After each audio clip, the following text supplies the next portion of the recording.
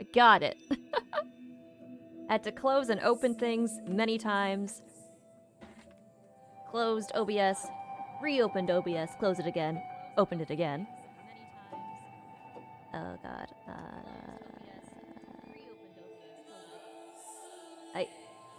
So. Yay! Let's just get right on into this before it breaks our god. Please. Ceremonial must put the Xbox controller in a different port to get it to register, maybe? There we go. Move the mouse out of the way. Yay!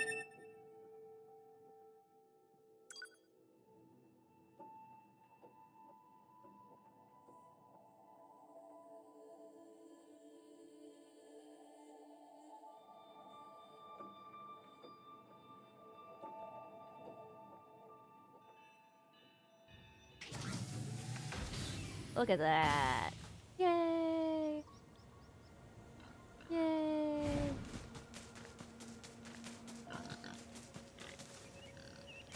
Alright. Sorry, 1 second.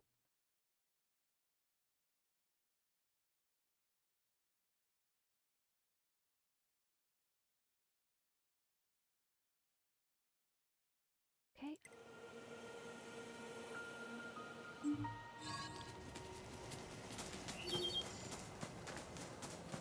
Well, now we've got rendering lag, even though we're in windowed mode.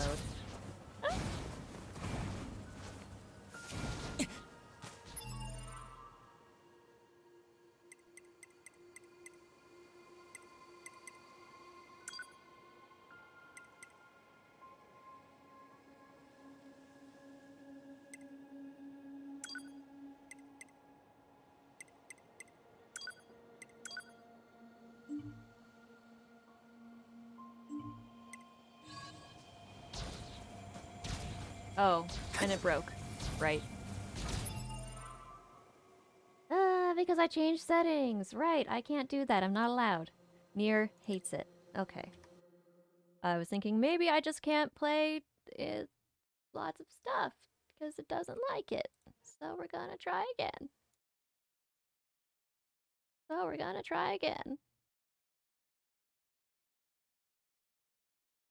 Ah, la la la. Hello, everybody. Should we just play a dumb cat game instead? Thank you, Stream Elements. Yes. We are attempting.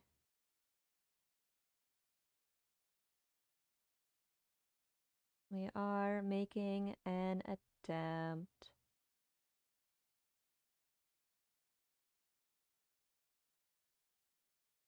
Nope. Aye. No NieR tonight. I don't know why I'm having suddenly encoding issues. I've never had encoding issues before playing any other game that is much newer. So we're gonna play another game. Gonna place a perfect date.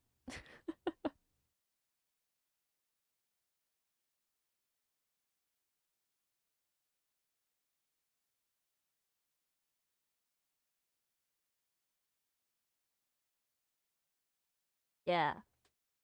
Let's do some voice acting.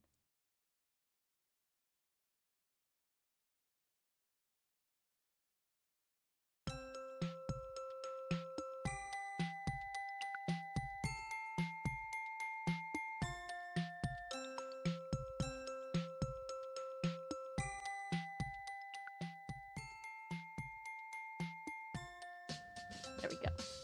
Alright. Let's date some cats.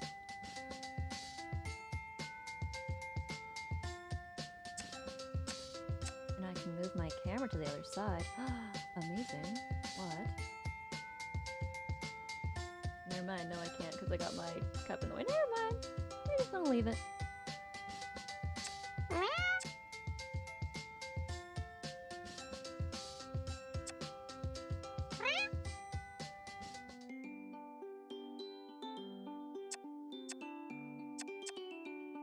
We're gonna do some romance.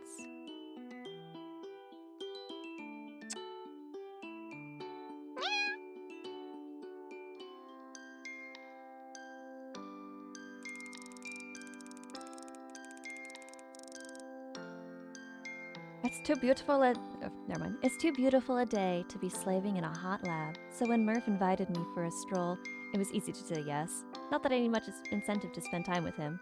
He's very engaging company. We'd come to my favorite spots, where the cliffs sweep upwards above the blue water. Suddenly, without any warning, McMurphy plunges over the top of the towering rocks. I run to the cliff's edge with my heart in my mouth to see what happened. I thought... Now there's a sight I still haven't gotten used to. He's in the water, more otter than cat, waving me to follow. Jump, Cara, jump! Sure, the water's grand! McMurphy! I'm shocked by the shrillness of my voice. I hadn't intended it to be quite a shriek. I was aiming for stern admonishment. That's so dangerous. You could do yourself serious injury, or worse, from such a height. Oh, pish. Come on, Cara. You won't want to see the little surprise I have in store. You've already surprised me enough for one day. Ah, which of us is meant to be the pussy? At this, I am filled with an indignance. It takes over my body, and before I know it, I am halfway between the ledge and water, bracing for impact. This way. This way. I am still not catching my breath as McMurphy's head disappears under the surface. My mind is saying, no, this is ridiculous, get back to land this instant. But my body is following the Irish cat. Kuro, I was saying I was trying to get NieR up and running again, and that I would try to be back, and NieR is not running, so we're just gonna date some cats.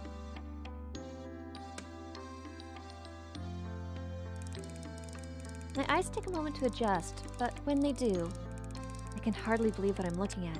It's a ship. As we approach from the stern, it looks pretty much intact. I see the name on the rear port side, and through the faded and worn away in parts, the words are unmistakable. Kitty's Desire. Oh, no worries, Kuro. I just appreciate that you're here at all. You can just not even worry about it. My head is swimming due to the excitement and lack of oxygen. I flounder to the surface to catch my breath. Long, Welcome, Master Fusion.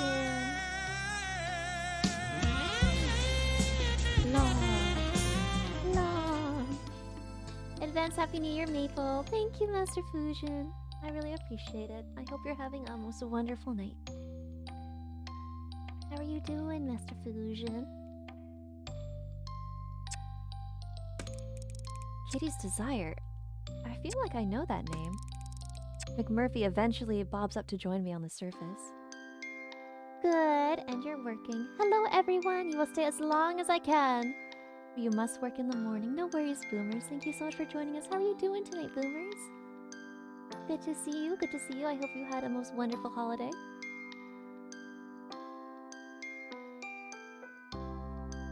You're good, and you're working. Sad. Is it not your lunch break soon, Master Fusion? Or did you already have your lunch break? McMurphy eventually bobs up to join me on the surface. I already read that. Surprised? A shipwreck? Here?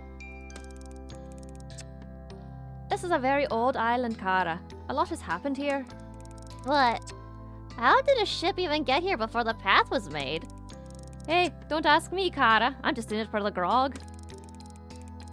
McMurphy smiles and dives back into the murky depths. I follow, a flailing flesh bag in comparison to Murphy's sleek figure. I try to get a closer look at the wreckage. It's a big ship, likely a trading vessel judging by the size. It's hard to tell how old it is, but it certainly isn't modern. Maybe 18th, 19th century? I am good, just very tired. I haven't had much sleep in the past few days. You've been hanging out with Lolly. Aww. Well, that sounds like a lot of fun. And it is your lunch break, Master Fusion. Oh. Well, how fun. When we enter the ship from a huge hole in the stern, I realized that a lot of the vessel is actually on land, and it's obvious that it ran ashore after it was damaged at sea. There's not too much time to ponder the mechanics of what happened, as McMurphy is tugging at my t-shirt with his right paw while gesturing with his other paw outstretched to a cabin he wants me to enter. I'm grateful for the air trapped inside and gasp for breath. You think you're gonna use some redeem points? Go, do it! Here, Kara, look! Hey God, let me catch my... But he's already ducked into the next cell. How is he not out of breath? I realize his ability to swim underwater is unusually strong, but he barely breaks the surface at all. Cuddle time with Kitty! Alright, I'll try to get her. She's currently sleeping. We're gonna have an attempt. Alright.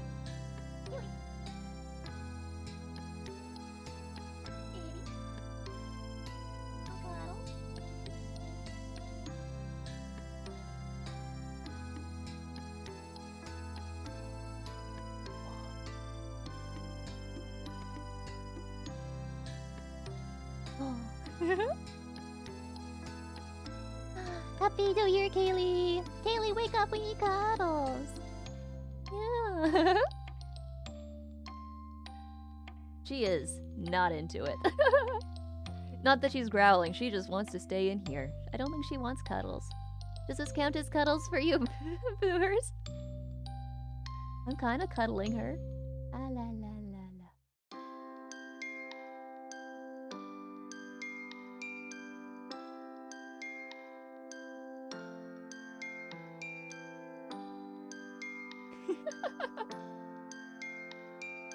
It is sufficient. Oh. Oh, you coming out? Kitty! There she is. Hi, sweetie pie. Hi, sweetie pie. Good morning. Good morning, baby. Yeah. Yeah. We're having kitty cuddle time. Yeah. Oh, let me. Oh. Oh. Oh. Meow, meow, meow, meow, meow. There, now everyone can see you. Yeah. Meow, meow, meow, meow, meow. Meow, meow, meow, meow, meow. I mean, hi Maple, how are you doing? I'm doing good, Van Halen. Hello! Hello, Amber. How are you doing? We're having cuddle times with Kitty, as requested by boomers. Yay! Meow, meow, meow, meow. Kitty cuddle time. It's cuddle time. It's cuddle time. It's cuddle time. I think she's pretty much done though. We can give her a little treat though. Does baby want a little treat? I'm doing great, Van Halen. How are you doing, Van Halen? Aw, she's asleep. She is. Where are those treats? Those will get her to wake up. There. What?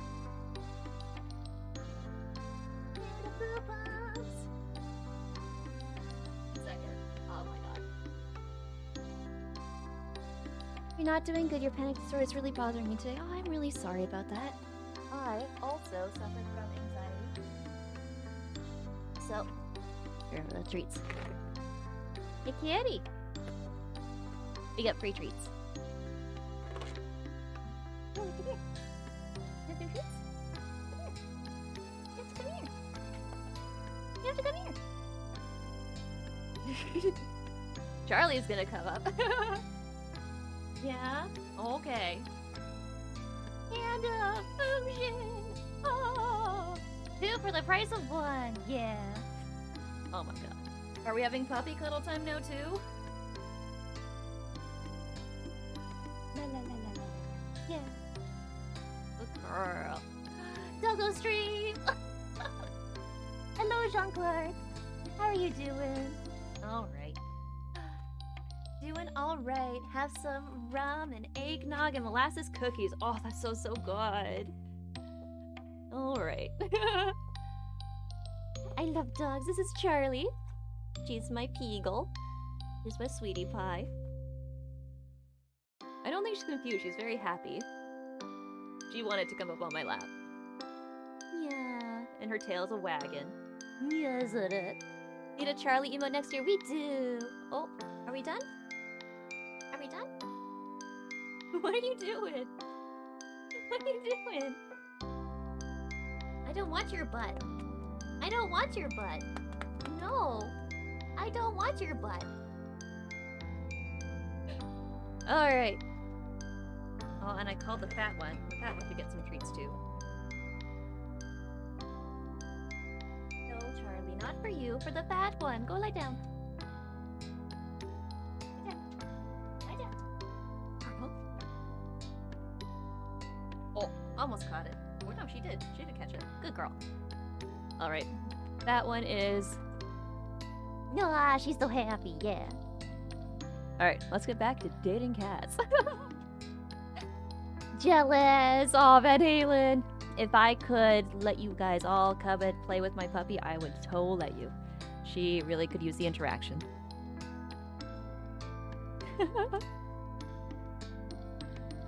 How is everyone doing? Okay, I must go. It is time to catch me some Z's. Alright, boomers. I hope you sleep really well. And I hope you have a good day at work tomorrow, okay? Thank you so much for stopping on by. Sorry I didn't get to see much of the game. It is quite cute. Alright. Let's get back to cat dating. I'm sleepy, but it's early still. I just noticed. Do you have a paw tattoo? I do. Yeah. I do. This was the paw of my first kitty cat. Her name was Misty. And I had her since I was a kid, and she passed away like 2 years ago. So before she passed, I got a scan of her paw, and also an ink print of her paw. Sorry, the dog is squeaking. And yeah, then I got tattooed. So I have her with me always. Yeah. I was not out of breath. I realized his ability to swim underwater is unusually strong, but he barely breaks the surface at all. In here, through the hole. He's Irish, by the way. So I apologize to everyone who is or knows Irish people and is offended. I am trying my best. I'm trying not to be a stereotype. I just am not that great at Irish accents. So just know that it comes from a place of love. He sounds really excited as I enter, and I see why. There, in the center of the cabin, is a chest. It's wedged between the wall and a surprisingly well-preserved writing desk. The only thing preventing it from falling and being buried in the sand. You look quite Irish though. Aw. A treasure chest? I sound like a giddy child and feel embarrassed. But McMurphy joins my glee, and suddenly we're cheering and laughing together. Go on then. Open it, Cara. Okay.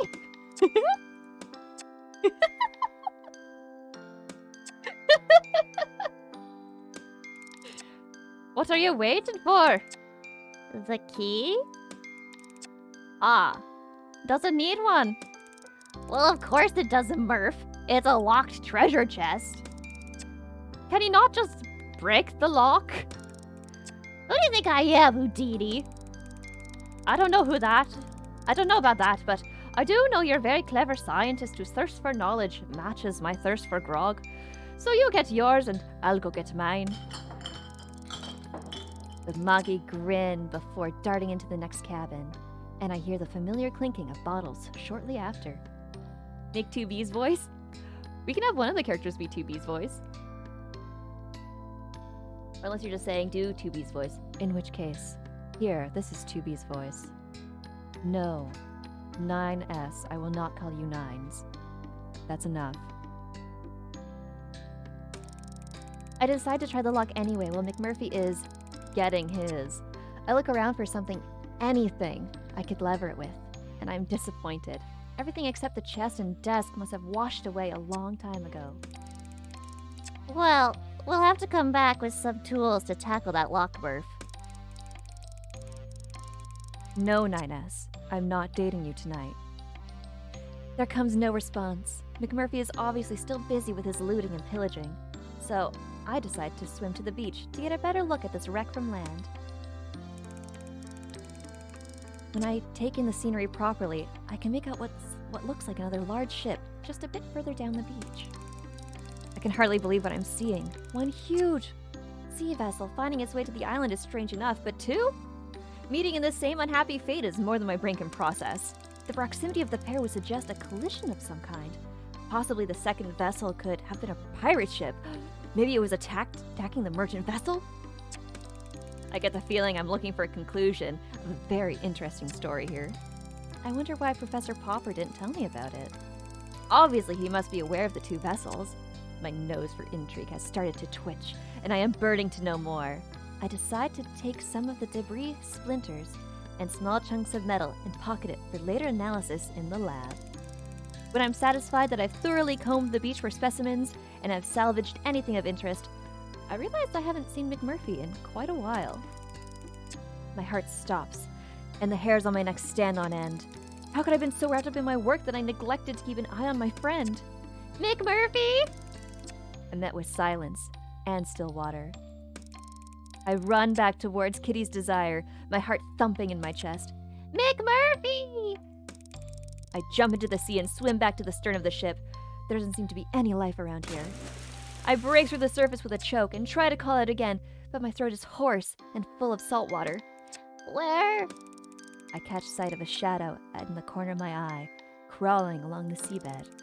I dive to get a better look and see instantly it's the Irish cat, stalking and prowling as if he were on land. I quickly grab him by the scruff of the neck and drag him back to shore. McMurphy, you loon! What on earth were you playing at? I catch my breath and check on him. He's happily rolling his back in the sand. Me? I was having a grand time until you manhandled me with those big meaty paws of yours. Do we get serious or do we let it go?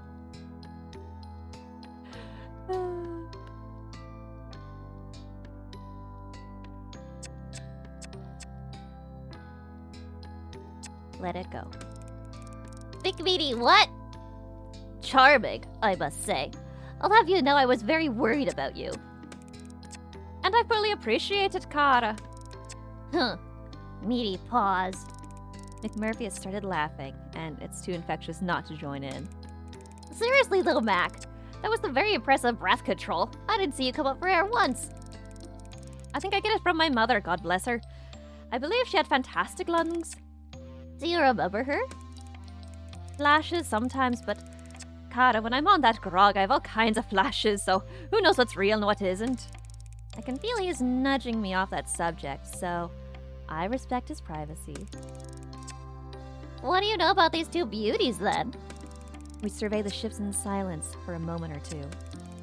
I know that they've been a source of great pleasure for me, Cara. Beyond that, I don't care too much. You really are the embodiment of hedonism. I'll take that as a compliment, Cara. I can't help but laugh. You would. There's worse things in life to be. There's worse things in life than a little pleasure. True, but a little balance may even be better. And that's where you come in. Huh? You bring some balance to me, Cara.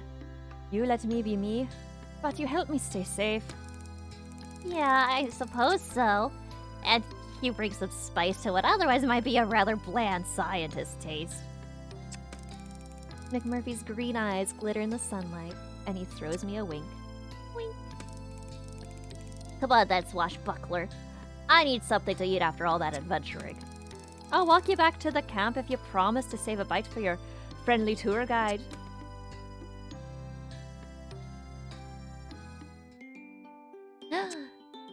Yes, new unlocks.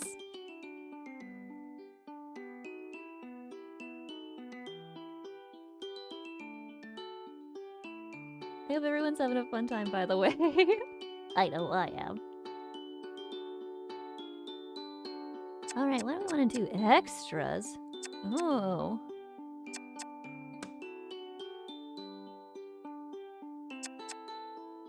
Should I do something a little different? No.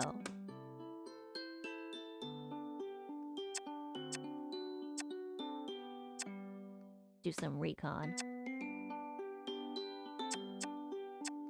Recon 2. Trixie's been telling me about a strange phenomenon in a nearby rock pool. I've decided it's probably worth checking out.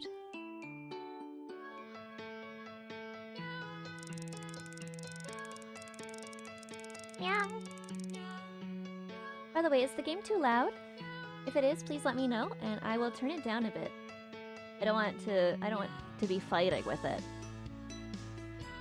I've taken time off today so that Trixie can show me the water pool she's been telling me about. I have some sample bottles in my backpack, along with some food and a blanket. If it's nice, we can have a picnic lunch there. Sounds okay. Excellent. Thank you, Van Halen. So these pools appear to be different colors? Right, I made her a southern cat. How do southern sound?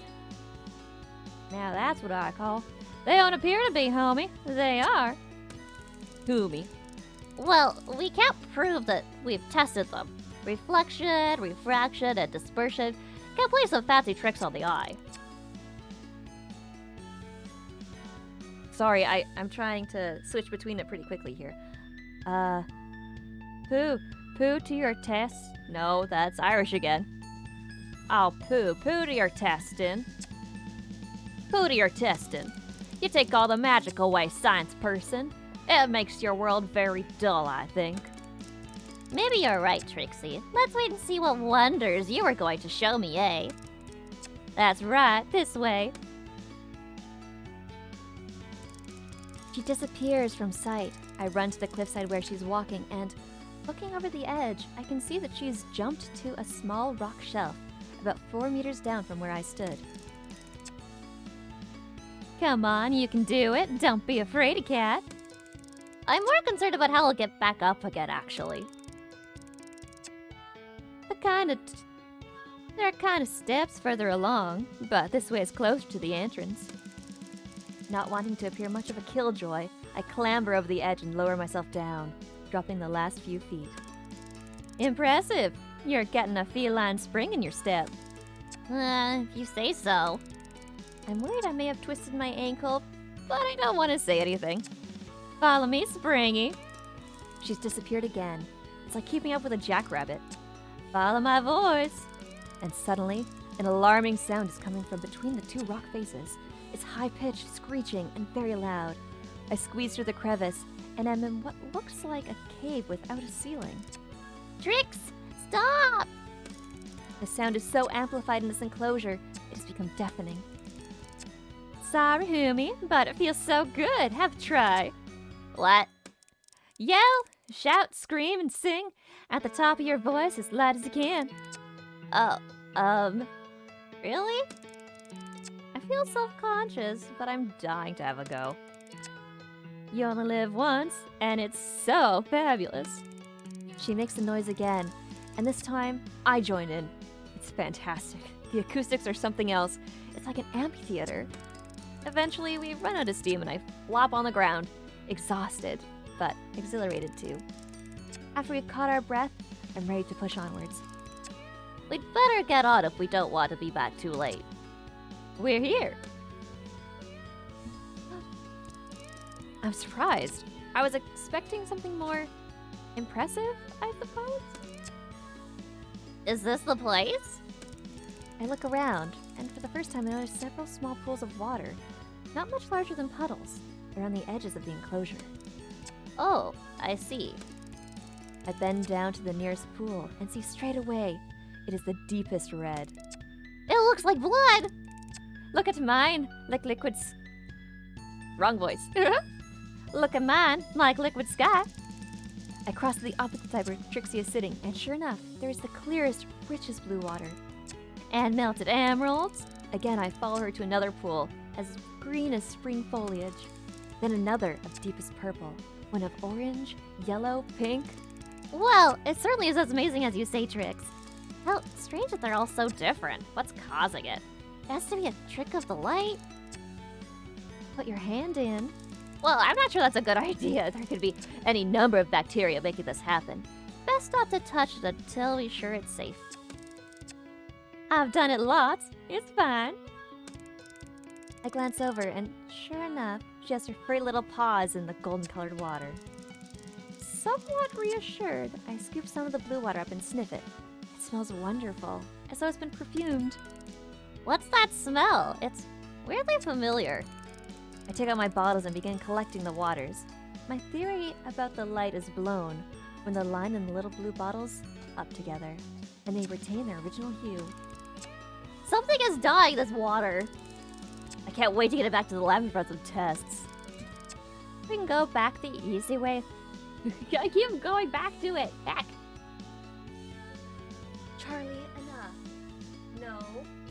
Charlie, no.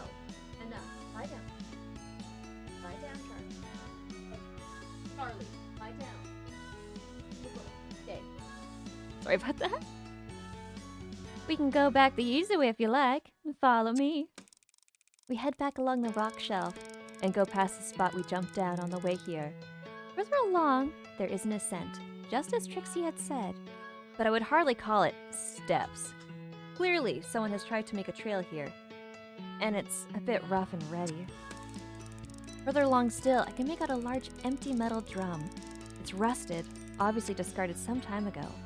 I get a closer look and see that there's a tap near the base, and the remains of a label. I can barely make out the words.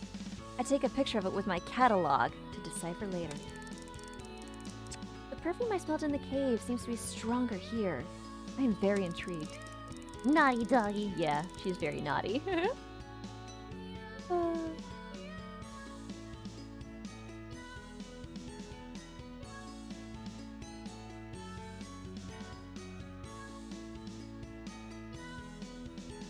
Sorry about that. Trixie couldn't be less interested in all of this. She's happily skipping along looking for a good picnic spot for us. I will have to be patient with my investigations.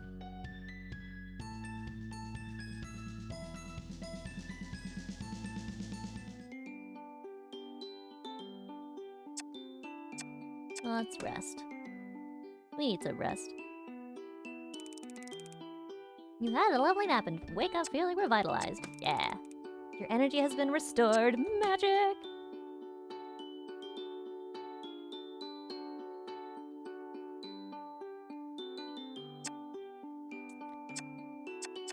Recon. One more.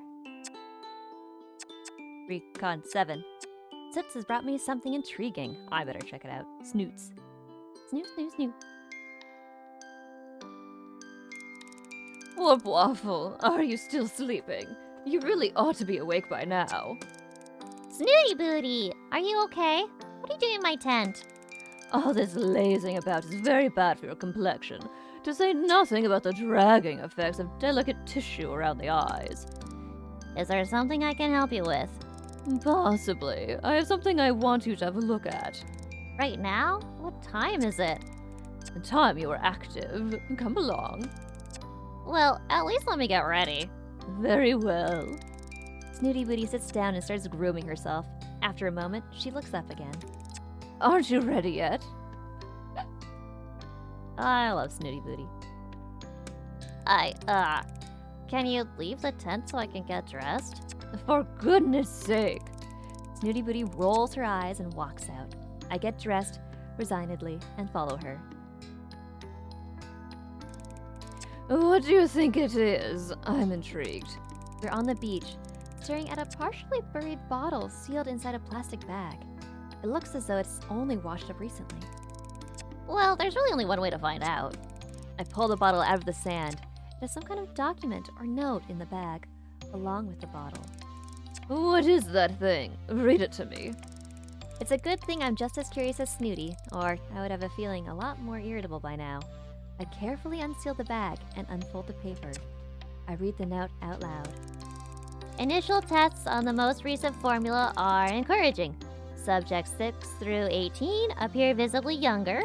Moderate to severe side effects noted, including increased hair growth and marked mood alteration. Subjects 1 through 5 had major complications.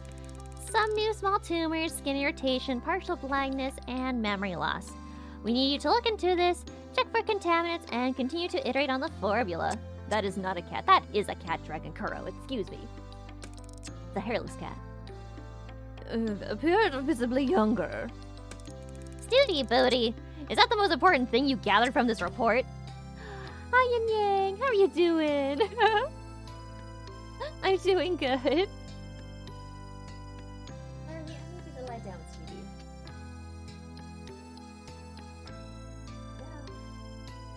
Yeah. Hey. Oh, girl. Ugly cats are still cats.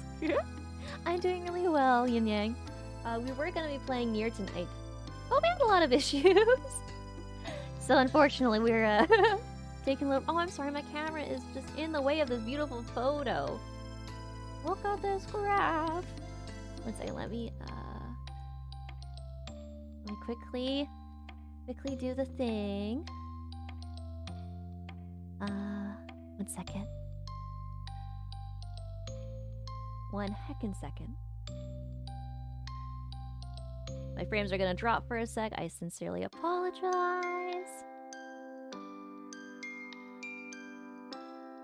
There we go. Okay. Ah la la la. Frame should be back. Hey. That cat is precious. Yes, Van Halen, the cat is precious. Her name is Snooty Booty. You're quite right, Warp Waffle. We ought not to trust it. And that note could have been written by anyone. We shall conduct our own experiment. Apply the cream to my skin. That is not a cat, Kappa. Have you lost your mind, Snooty Booty? Did you not just hear what I read out? Tumors, blindness, memory loss. Statistics bore me. You should know that by now. Let's live a little. I'm willing to take the risk in the name of science. You took the risk on that skin cream you gave me, didn't you, Snooty Booty? I did. What of it? Poor Snooty. My friend has one, and it's so precious. No wonder they were worshipped by the Egyptians. I know, right? I know. And I gave her an old lady British accent because her picture just looks like it. Like, I mean, look at that. I did. What of it? And you developed welts all over your neck, didn't you? Possibly there was a link, but as I recall, we never did rule out the coconut hair collar that Trixie made for me. I believe that was around the same size. Snooty Booty has Trex arms. Hype. Egyptians were an advanced civilization for some reason. Right. I'm seriously advising you not to do anything with this ointment. I'm gonna get my kit back from the lab and see if we can't work out what this stuff is made of. I was hoping the lab would be free, but the professor is in here making notes. Okay, so by the way, for everyone who doesn't know what we're doing, we are a scientist on, we were chosen for a 3-month project on Cat Island. And this is the scientist who works here is very, very important. His name is Professor Popper. We were hand-selected. This island has lots of native cats on it. And when we got here, something strange happened. We were bitten by a cat. And suddenly, we were turning into a cat. We could hear cats speak. Popper. And after that, after a little while of investigating and also having a romantic relationship with Snooty Booty, we tried to discover a cure for our continued felinization. It didn't quite work. And our 3-month stay was over by before we could get the potion, the antidote ready. And then we were shot. We were killed. We weren't allowed to leave the island because we were infected. And our body was dumped into the ocean. And now we're playing another scientist who was chosen for the job. And the same thing happened again. But this time, we have our notes from our last antidote. So we're like 20% of the way to making an antidote. Quarantine. Not just quarantine. Like, if you're shown to have any of these side effects, you get shot. You're not even told, oh, you have to stay on the island. No, you're literally just shot and your body's dumped into the ocean. So that's fun. Yeah, now we're on Scientist 2! And I've been naming all of the different characters after you guys, after viewers. So right now we're playing Warp Waffle. Oh, what voice did I use for Professor Popper? Ah, hello, Warp Waffle. I thought you were taking the day off from the lab today. Oh, yes, I am, Professor. I just, wanted to check something. I can't take the test equipment away without the professor getting suspicious. I'll have to come up with some kind of excuse. Make up an excuse. Well, I wanted to go ahead and get some of the field work. There are some samples I have found that I think would be useful. I pick up the field kit bag. Hopper looks up from his work. Uh-oh. Oh? Oh, what's... That's not your voice. Oh, what sort of samples? I have to make this believable, but also invite no further questions. The samples are fecal. Fecal. Yeah, a large poo, sir. It has rather interesting properties. Jolly good. Off you go then. Nailed it. I take the bag and leave. As I approach the beach, it becomes clear Snooty Booty has managed to break into the ointment. She appears to have spilled some and is now rolling around in it. Snooty Booty, what were you thinking? This could be very dangerous. The only danger here is the ghastly sand sticking to my delicate skin. Do help me get rid of it, Warp Waffle. I try to wipe the sand off, but it's stuck like glue. Underneath the layer of sand, I can see her skin is very pink. There's no time to lose. I pick her up and run to the ocean, trying to use the seawater to clean up as much ointment as possible. Put me down! What on earth? I've never been so humiliated in my life. She twists out of my grip and scampers off in a huff. I think I've got it all off, so I leave her to it. Now, back to the samples. There's not much I can do here on the beach, so I'll just have to wait until Professor Popper has finished in the lab.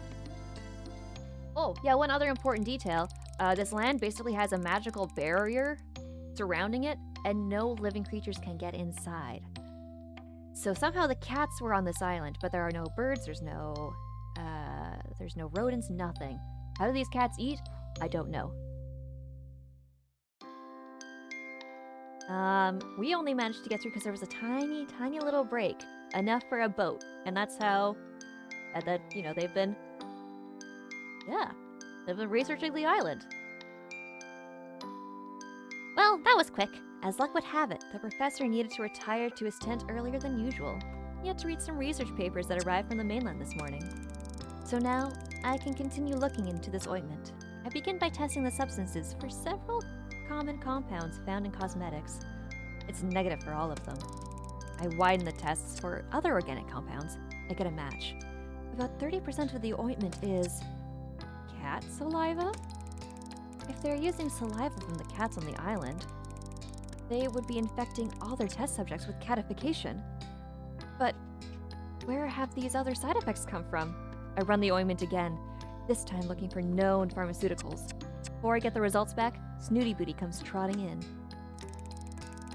I just thought you should know that the security guard is coming this way. You should make yourself scarce before he arrives.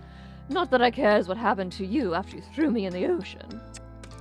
No time to finish this experiment now. I'll work on it later in the privacy of my tent. I take my things and run before Zane arrives.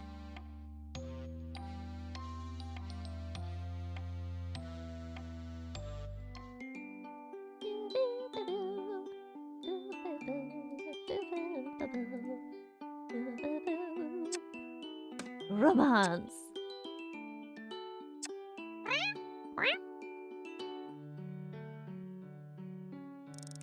As the sun is going down, I decide to retreat into my tent for the night.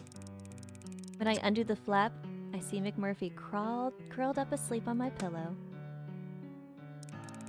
McMurphy, you're gonna get fur on everything.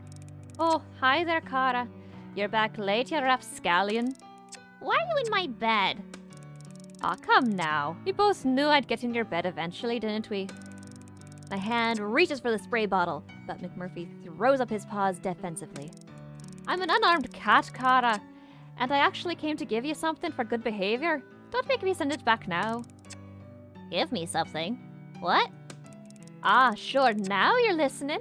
I found something that might be just interest you. If it's more of that grog, McMurphy, I can assure you I'm not interested in the slightest. I sit on the end of my bunk and push him off my pillow, but allow him to stay on the bed. As he reluctantly moves aside, I can see a black corner poking out from underneath my blanket. What's that? Why don't you take a look? I am skeptically, nervous of what he's roping me into now. Tell me what it is first. Ah, will you just pick it up, Cara? It won't bite. I carefully reach for it and realize it's a small leather book, beautifully aged, and yet seems to be in good condition. I open it as gently as I can, for fear that it might turn into ash in my hands. On the first page, smudged and faded, but not destroyed by time or water, are the words Captain's Log. I can't stop myself from gasping out loud. Oh, Murph, where did you find this? There's a lot you can find at the bottom of a bottle. Or 12. Are you impressed? Impressed? Speechless? I could kiss your furry head. Well, don't let me stand in the way of you and your passion. I hardly notice he's still speaking, and I become trying to decipher the entries, and I'm instantly engrossed. 1789. The men are getting restless. I begin to fear for the continued safe running of this vessel, my vessel, of which they are in mind to take ownership, if my captain instincts serve me right. Are you listening? Oh, sorry, what? I said, maybe I should leave you to it then. Yes, no, wait, McMurphy, tell me where you really got this from. Was it the treasure chest? No, Cara. Would you believe it? That thing was full of nothing but sand and salt water. A bit of treasure, on the other hand, I found at the bottom of one of the crates of grog, hidden in between the bottles. But this belongs to a captain. Why would he put it with the cruise provisions? I'll let you figure that one out, Brainiac. Think of it as puzzles keep you amused on all your cold, lonely nights. McMurphy smirks and saunters out of my tent.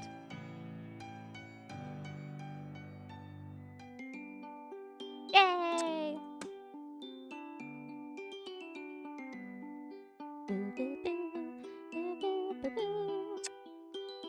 Should do our last romance. Excuse me. Talking makes me yawn. And some water.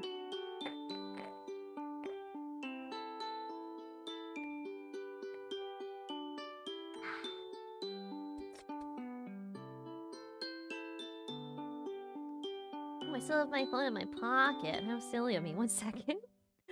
I was wondering where it went. My goodness.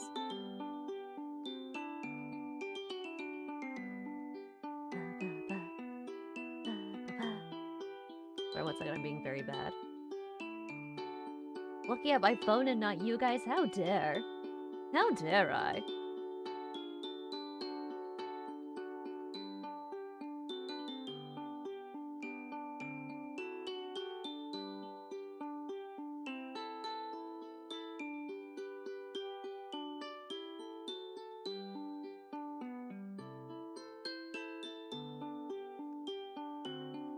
Alright, sorry about that. Do you study voice acting, or have thought about studying it? It looks fun. I would really like to. I think that sounds like a lot of fun. I agree, Van Halen. I just like doing voices. I've always done silly voices. I love talking in silly voices. And sometimes serious voices. Very serious voices.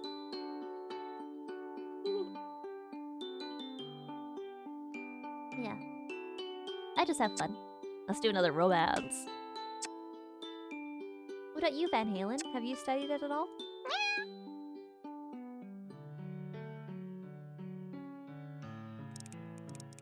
Look at that star. And now, take yourself 1,000 miles beyond it. And tell me what you see. I laugh as McMurphy passes me the bottle. I take a swig before replying. McMurphy, what are you talking about? Just do it, Cara. That big shiny one way up there. Go 1,000 miles beyond and tell me where you get to. I smile. I'm partying on Venus. Oh, yeah? There are so many goddesses here, McMurphy. They're all naked. You should see this. The laughing stops. Or maybe it was only in my head to begin with. I look down at the fluffy cat, who seems far from his usual self. You okay, kitty cat? Oh, I think there's a big pop up in that sky. McMurphy grins and closes his eyes. And there I am. My big human toes warming by the fireplace, and my long hair's the same dark golden colour as the ale I have in my man hand. There's singing, lots of it, and people dancing all around. Those that can't find space to dance on the floor dance on tables, naturally. No, I'm more a do person. You can work all day, but talking exhausts me. Aw. I understand that. There's an old sky pirate in the corner telling his stories to anyone who'll listen, of the time he sailed to Jupiter or Mars. And you've been there too, of course. You've sat right next to me. We've unlimited drinks because we're famous in these parts. We're practically royalty. Ale, stout, beer, whiskey too.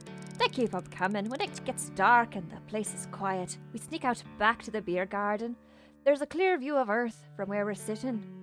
We don't miss it. You like to listen? Oh, good. I'm glad, Van Halen. McMurphy spits. Hooey. We talk about our adventures and how we sailed off the Stammed Island, and how the ship became airborne. We talk about how we fought the big-breasted, bloodthirsty alien wenches of the Emerald Star, and how we had to charm our way out of the space slug's lair. I reckon we'd have a lot of fun. Of course, you wouldn't be able to keep your paws off me. You'd be begging for a kiss and saying, Oh, now, Cara, I'm not a piece of meat, you know. and you'd be saying, Oh, McMurphy, please, just one of your world-famous kisses. The fancy French kind. and I'd be saying, please, Cara, control yourself. Please, Cara, control yourself. I start snickering again. What are you laughing at? You. Are you trying to say you wouldn't be all over me if I was human? Of course I wouldn't.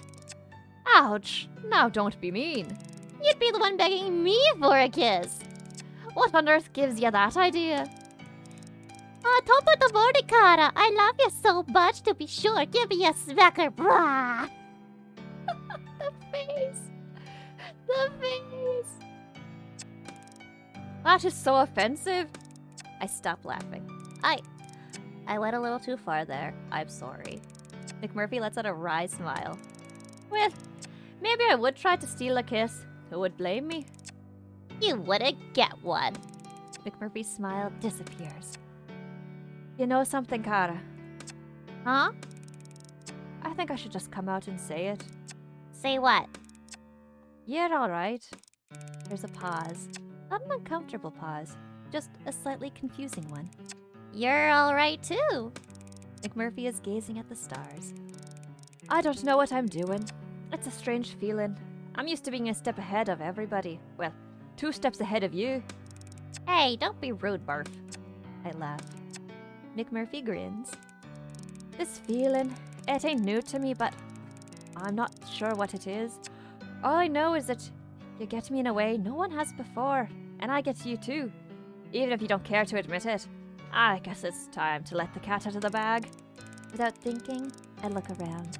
I'm so used to bagging and unbagging cats for my work that I take him literally, but his expression stops me from reacting. I've become attracted to you. I've become attached to you in these past few weeks. You've captured my heart, and I don't want to be without you, Cara. Hello, it's American Brand Flakes. Welcome, welcome, welcome. How are you doing, American Brand Flakes? We are dating kitties. Warp Waffle normally should be here to decide what we're doing. Chat. Do we have the cat's heart, or do we not feel the same way? Would you look this beautiful Irish Big Murphy cat in the face and say no to him? Would you? I want to know what you guys think. Did we say yes? Should we say no? It's in your court now.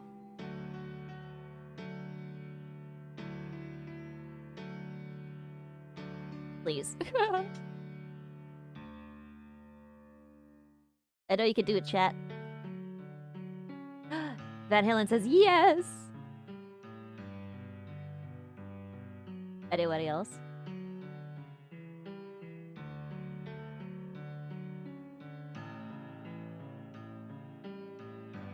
Daywalker? American Brand Flakes? Do we follow our heart? Which way does our heart lean? Yes or no? I'm also gonna need to pull this blanket over me. I'm a little cold. Oh. Yeah.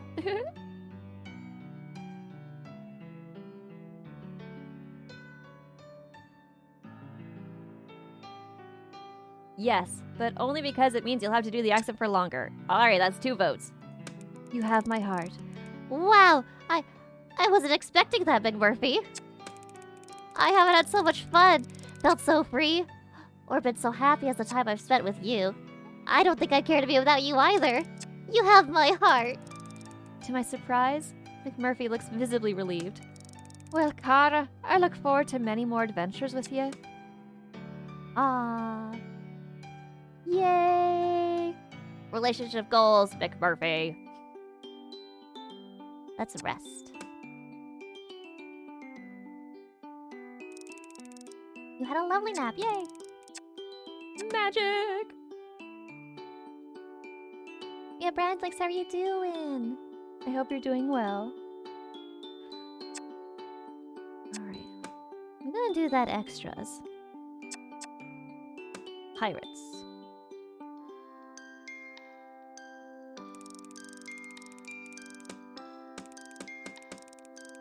Wait, what? I thought we were doing that again.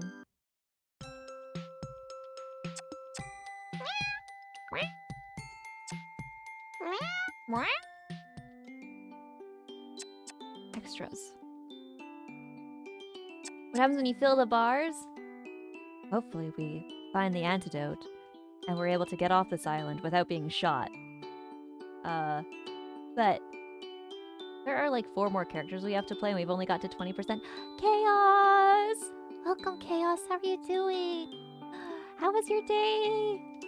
Let's give a shout out to Chaos for being such a sweetie beatie. Good, and you? I'm doing good. I really wanted to play NieR today, but we were just not being able to. So instead, we're playing a dating cat game. You should, of course. I've made my way down to the part of the beach where McMurphy told me the shipwrecks were. I'm looking for clues as to what happened here, in case it's useful to my work on the antidote. NieR just it wouldn't capture at all. It refused to be captured, and then when I tried doing like just a desktop capture, it just wouldn't render or encode at all. So now we're playing this game. Hey, I can't stay long, but I just wanted to see how things are. Things are going good, Warp. We're currently playing more cat game, Worf. Worf? Worf. Oh, I appreciate that you just hopped on in, Warp. I hope you have a fantastic rest of your day. Did I die? Not yet.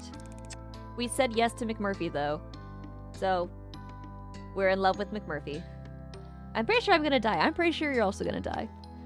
I don't really know what I'm looking for. I feel like a kid with a bucket and spade digging in the sand. That's because you did ask Commander. Operator 60 was still waiting for your request, Cap. Oh, Captain Cord. Oh, what voice we give him? Oh, what's a gruff? What's a gruff? Like a Jack Sparrow. Oh, I can't even do that. Morgan Freeman. Oh no. Having fun. Having fun. That is so difficult for me. My voice is very high. Having fun.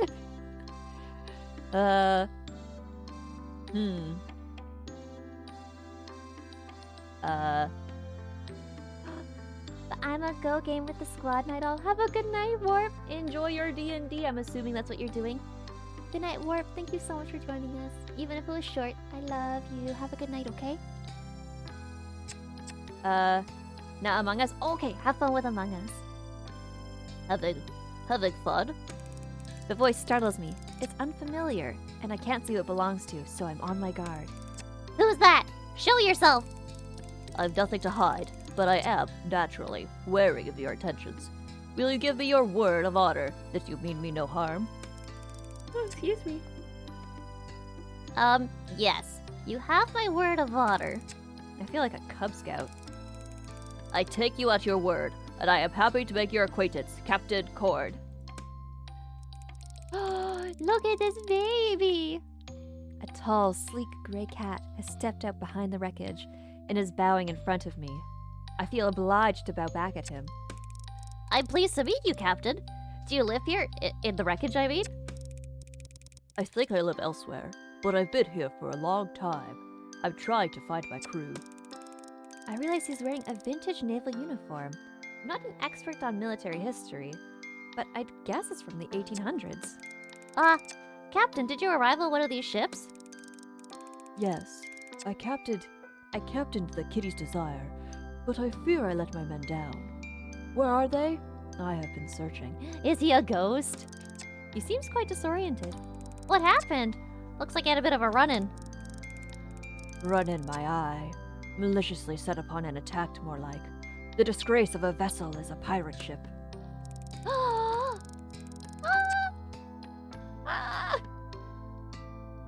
Be careful who you're calling names, Corn. They might just take umbrage. And then the cat will really have got your tongue. Another cat has arrived, a petite, long-haired tabby, also dressed in some kind of costume.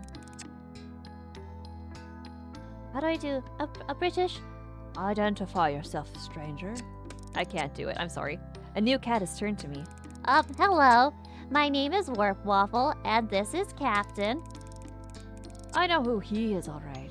What do you think you're doing in my domain, Warp Waffle? State your business. I was just digging around, not sure what for. I certainly didn't know it was your domain. It's not. This is unclaimed land as yet. I dispute that the ownership belongs to the rogue and cutthroat. Do Tracer? Hang on. Let's not get overexcited. Who's a rogue? That's not a nice thing to say about a fellow cat. Do not put me in the same sentence as that mercenary ne'er-do-well. She is a pirate. Oh, we will do Tracer.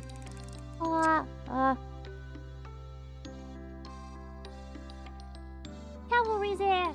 Never fear, cavalry's here. Yes, sir. Tip-top cheerio, yes, sir. Calm yourself, Corny, all right? I'm more interested in what this human is digging for. Oh, nothing in particular. Are you really a pirate? I refuse to discuss my business with the company of this pompous two paws. If you wish to speak with me, you'll need to see me alone, pip cheerio. As she walks off with her tail in the air. Thank goodness that Vermin has left us. However, she does make a point. If you wish to discover what really happened here, you're going to have to make a choice. Sorry. Her story or mine? Oh, I want to hear Libby's story now that we made her Tracer. Without even answering Captain Corn, I turn and chase after the long-haired tabby, a real-life pirate who would pass up the opportunity to interview a swashbuckling freebooter. Excuse me, Miss Pirate? As we reach the forest, the cat stops in her tracks and turns to face me. She straightens herself onto her hind legs and takes an elaborate bow. Lady Elizabeth H. Rutherford. I'm taken aback by her sudden transformation, from savage to lady. My subordinates call me Captain. Me buckos call me Libby. She returns to all fours. Pleased to meet you, Captain. It is truly an honor.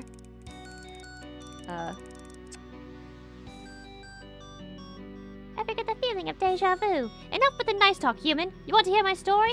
Well, you'd best sit down. It's not for the faint-hearted. I do as I've been told and sit on the muddy ground. I suppose the first thing you want to know is how a refined young lady of noble birth can become a buccaneer with such a fearsome reputation. I keep going Irish and I'm so sorry.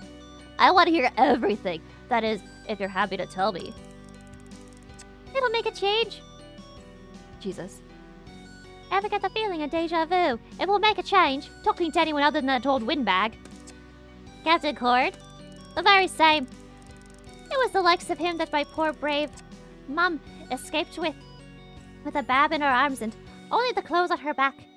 She threw a lot with a picaroon rather than stay with her cheating, cowardly world. A picaroon? A pirate! Not just any old pirate, mind you. My father was the williest sea wolf of them all, feared and respected and loved. Your father was... I call him that because he raised me as his own. My mother brought me when I was not yet a year old, and he took me in without question because of his love for her. I'm so sorry, I'm butchering this. Never once did he treat me any less than it was a natural child. I never knew my blood father, but I heard enough to know he was the cruelest, meanest beast, worse by far than any I've danced with on account. He was peer of the realm, and was on Daddy's pure strings payroll for getting bills passed that really should have had more scrutiny. They were law unto themselves, those men. Hornswogglers, the lot of them. But I digress. My father brought me up as a water rat, proper. By the time I was 10, there was nothing I didn't know about sailing.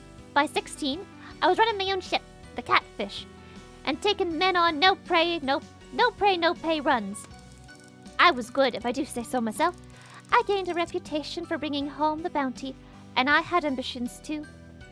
I dreamed of being as rich as Daddy Purse Strings himself before my 21st birthday. So how'd you end up here, Captain? We'd been through a lean pitch, not just us. It was the same all over. The men were hungry and were still thirsty. You can't deprive a pirate of his grog for long without mutiny rumbling through the ranks. When one of the boys put forward a proposal that we try our luck taking on the Desire, a kitty fisher merchant ship, my first reaction was to stonewall. Normally we wouldn't touch a fisher. They're too well rigged, too well armed. But you can't outrun 'em, and you can't overpower 'em. However, desperate times call for desperate measures, and I decided to think through it a bit more. Fishers are strong, but their captains are clueless as soon as they go off their designated route. Get them out in open water, and they're as lost as lambs. That's the trouble with rich folk. They can't afford to buy best vessels, but they don't know how to sail. Or they can afford to buy the best vessels, but they don't know how to sail them. Now, I ain't no problems with Daddy personally, in spite of all the company he keeps. But his ships are well stocked, and my men were starving, so it seemed only fair that we take from the fat and give to the lean. I put my hand up in the air to signify I had a question. Captain Libby gives me an exasperated look. What are you waving at? Sorry, you keep mentioning a daddy. Who is he? Who is Daddy Purse Strings? God, it's only the fattest cat of them all. That landlubber has coined to change the world, and what does he do? He invests in creams and powders. He was a cosmetics tycoon? He was an old fool with too much money and not enough sense. Do you want to sit around and talk about things that don't matter, or do you want to hear the rest of my story? Yes, please continue. So, me and Jim, that's my cabin lad, drew up charts and made a plan. The idea was to track the Desire from a safe distance without being spotted, and when we reached the midway point, furthest from land either way, try to badger her into leaving her path. We used these tactics many times, tire 'em out, then stop pushing course. If the weather turns bad, so much better for us. The gods were really on our side that raid day. The height of summer should have meant calm seas all the way, but no. Thick black clouds loomed over us. I keep going Irish. Thick black clouds loomed over us, darkening by the minute. By the time we were chasing the Desire, I could barely see my own hand in front of my face. I realized the storm had now become our enemy too. A life on the seas has taught me well about the weather, but this was something else. The sea raged, and the lightning flashed, and we knew our vessel could not take this battering. The only way for us to survive would be to abandon the Catfish and call a truce with the merchants. We had to board the Desire. We drowned our weapons and raised our arms above our heads. But out comes that coward Corn, musket raised, ready to blow us all away. He knew we were surrendering, but he came at us anyway. His arrogance scuttled all of us and his crew as well as mine. And in the ensuing rumpus, we all faced Davy Jones' locker. I don't know what happened next.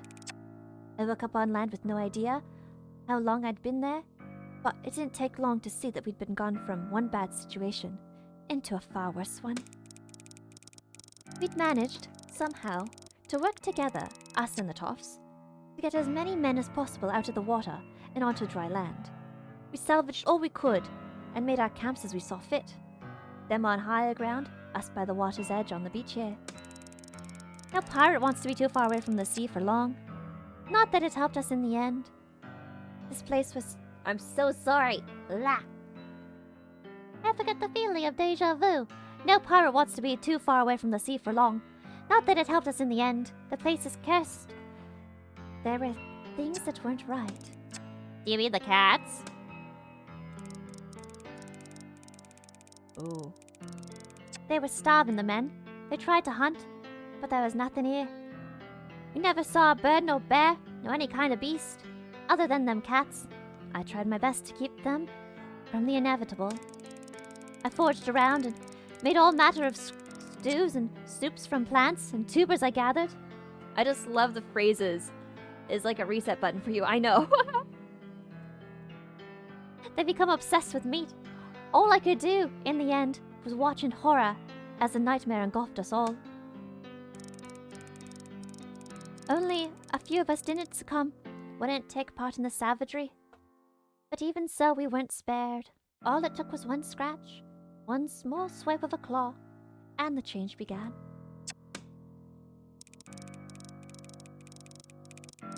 As the sun shines upon her tiny cat face, it glistens, and I can see she's crying.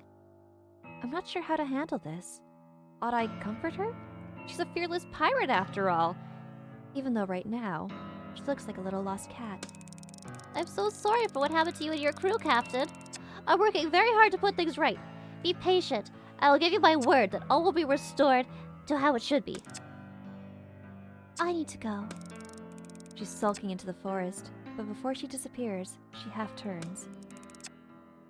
Libby. You can call me Libby.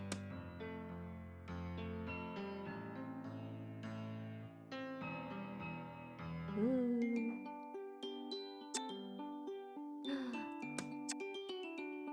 I want the other one.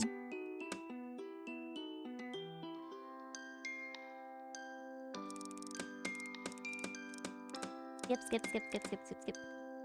Skip, skip, skip, skip, skip, skip, skip. Skip, skip, skip, skip, skip, skip, skip, skip, skip, skip, skip, skip, skip, skip, skip.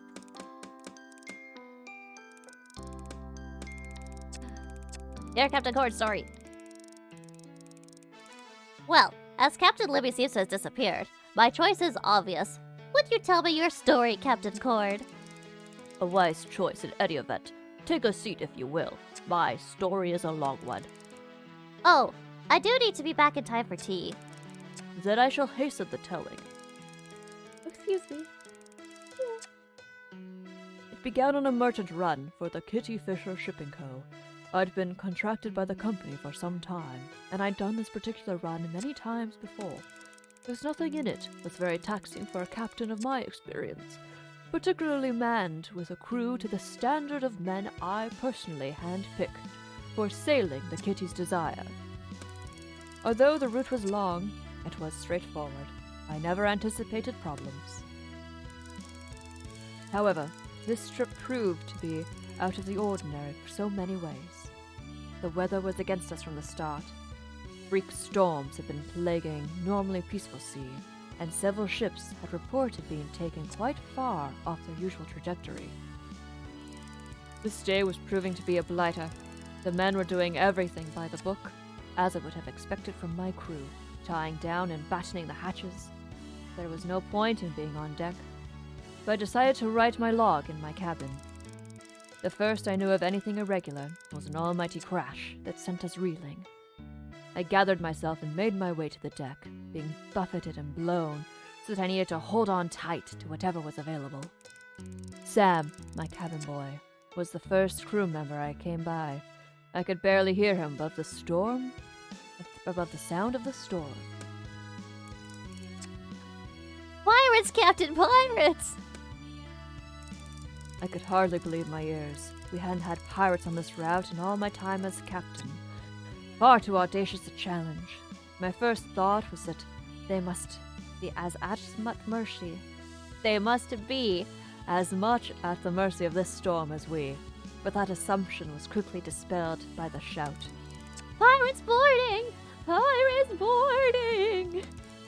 It was unthinkable. I needed to gain control of the situation as quickly as possible.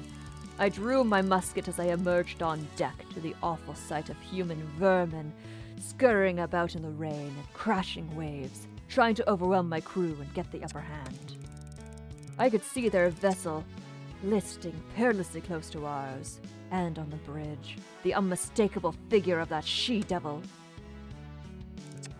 Captain Libby? the Witch of the Waves, Captain Libby indeed. I stood my ground, holding onto the main mast, pointing my musket in her direction. I could not hear her laughter for the din of the storm, but I saw her head thrown back and her wild hair fly in the wind as she grabbed at the cutlass at her hip and raised it into the air in defiance. It was at that moment I saw the wall of water rise up behind her, as though summoned by her. It was the last thing I saw.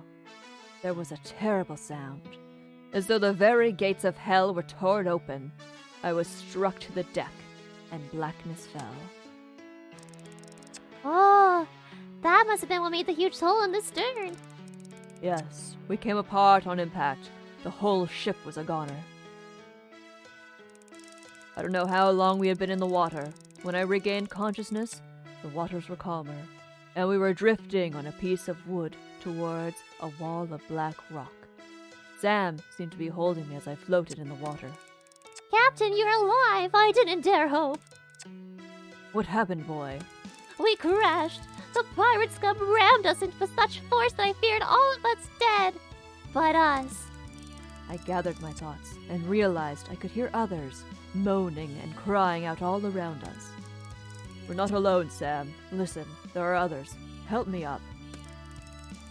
And between us, we'd managed to get me onto our makeshift raft. I sat up and looked around, taking stock of the utter carnage. But there were men, many of them, clinging on to whatever was floating, keeping themselves from sinking down into a watery grave.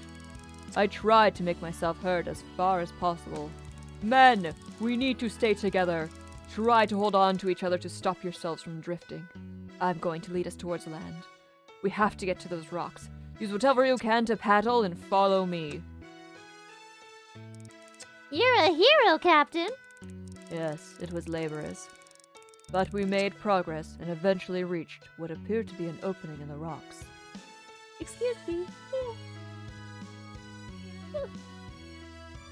As we stumbled to land, the gravity of our plight became more apparent. Help the wounded. Pull whatever you can from the water. Anything may prove useful. We don't know what's ahead. What about the pirates?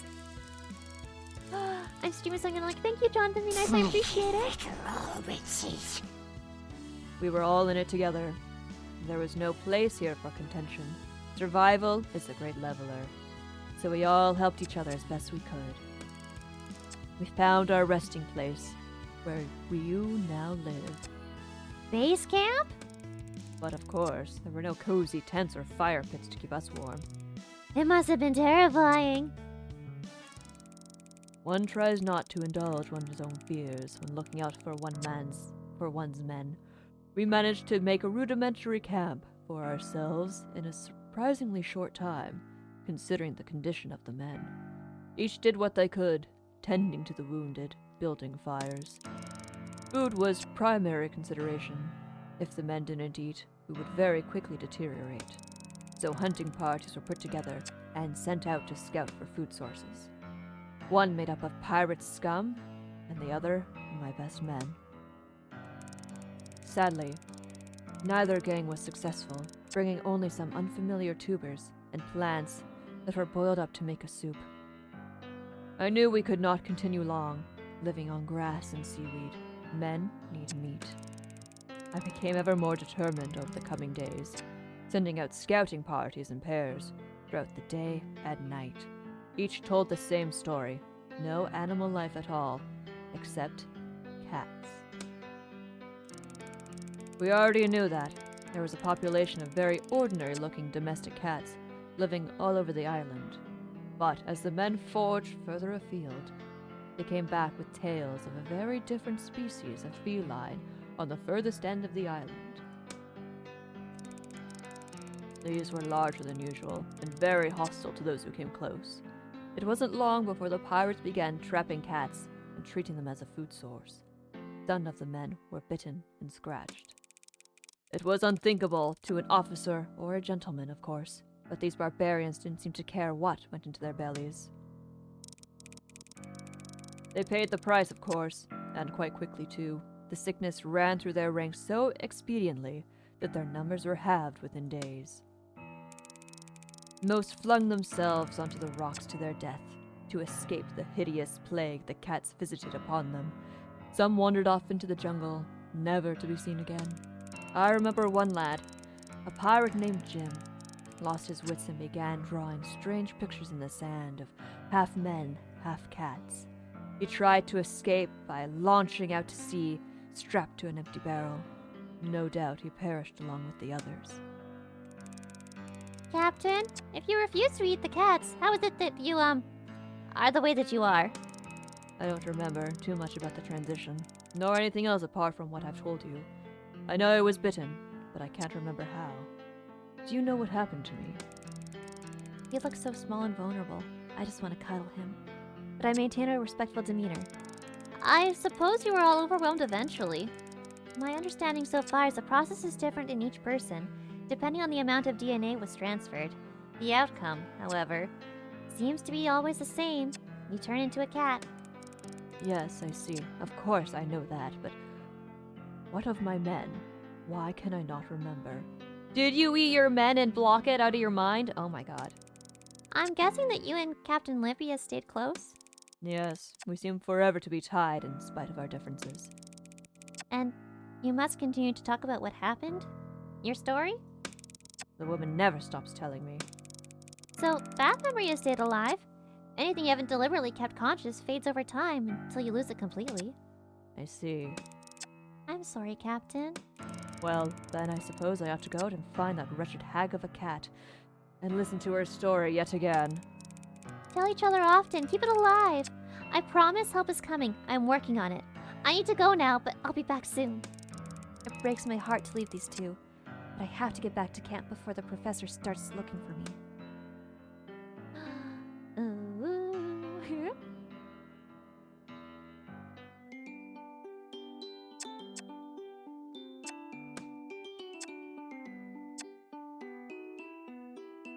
'Recon 15! The diary McMurphy discovers in the shipwreck could have some valuable information in it. Yeah, let's read it.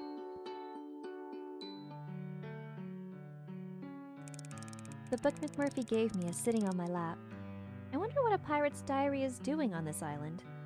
Maybe there'll be some clues within? The log reads, I felt an almighty crash, and then silence and stillness everywhere. It took a few seconds to gather my thoughts and understand what had happened here. If it would ever really be possible to understand this godforsaken place, and how we got so far off course to reach here. I'm a joke maker right now. Everyone listen. What has 9 arms and sucks?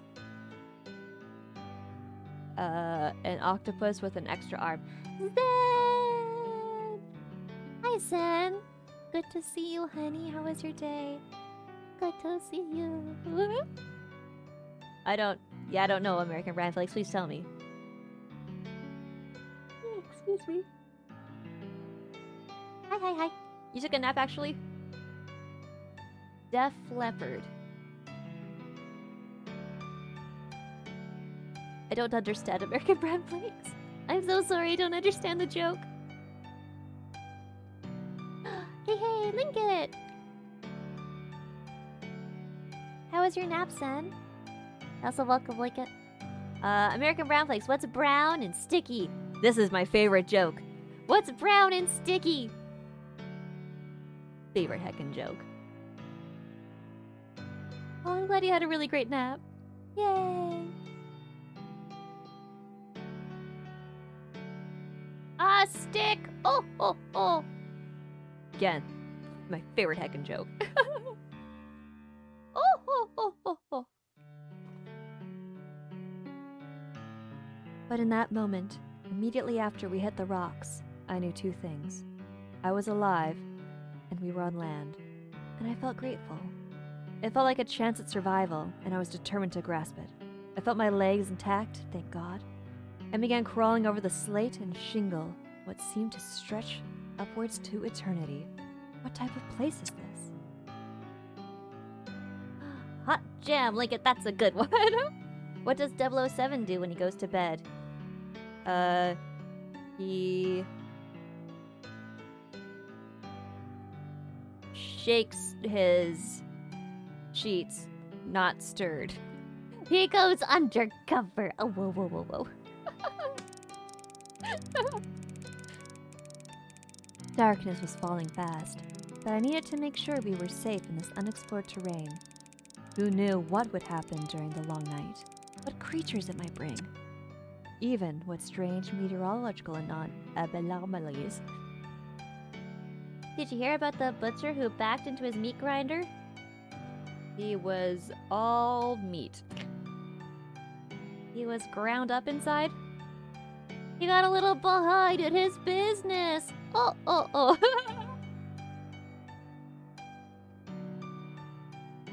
What creatures it might bring, even what strange meteorological anomalies. I hate that word. Looking at the sky, I felt anything was possible. We ought to be prepared. We had to work fast. I summoned the men, wrangle-tangled though we were, into some kind of orderly unit, in the hope that the familiarity of discipline would raise morale. We were all tired, cold, and hungry. Some of us needed medical attention. That wasn't going to be easy. But it's what I was trained for, and I would rather die than let my men down. We need to make some shelter. My voice sounded thin and weak against the sound of the waves crashing. At first light, I looked around and began to take stock properly.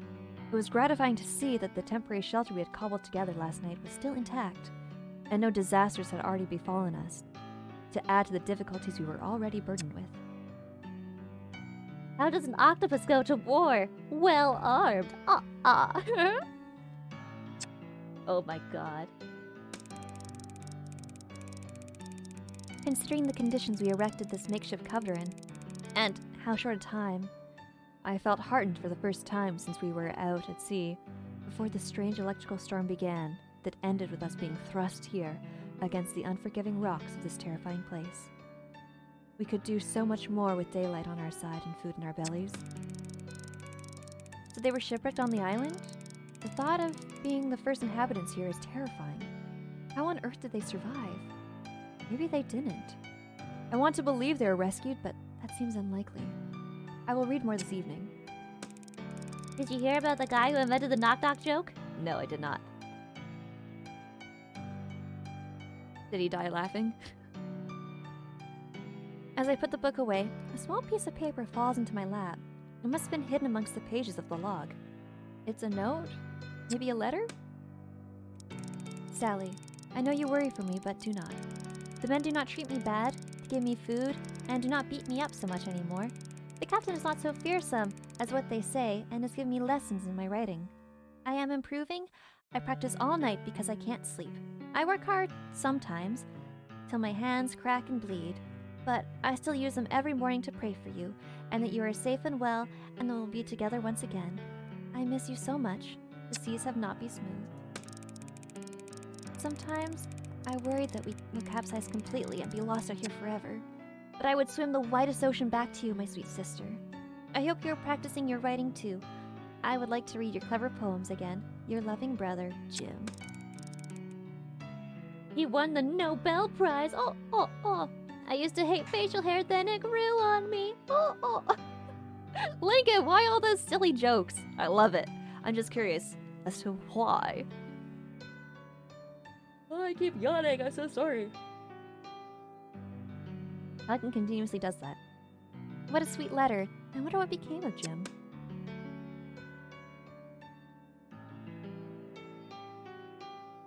Like, don't get me wrong, Lincoln and Bramflakes continue to do this amazing stuff. Alright, last quest. Why can't you hear a physicist use the bathroom? Because it's all theoretical. Oh, sorry, psychiatrists use the bathroom. Because the P is silent. Are you from the LGBTQIA community or do you support them? I am asexual. That's the A at the end. And I also support the LGBTQIA community. I love all of us. We all have rights. Yeah, we both. Both. Love you. Oh, I love you too, Linkit. I love all of you.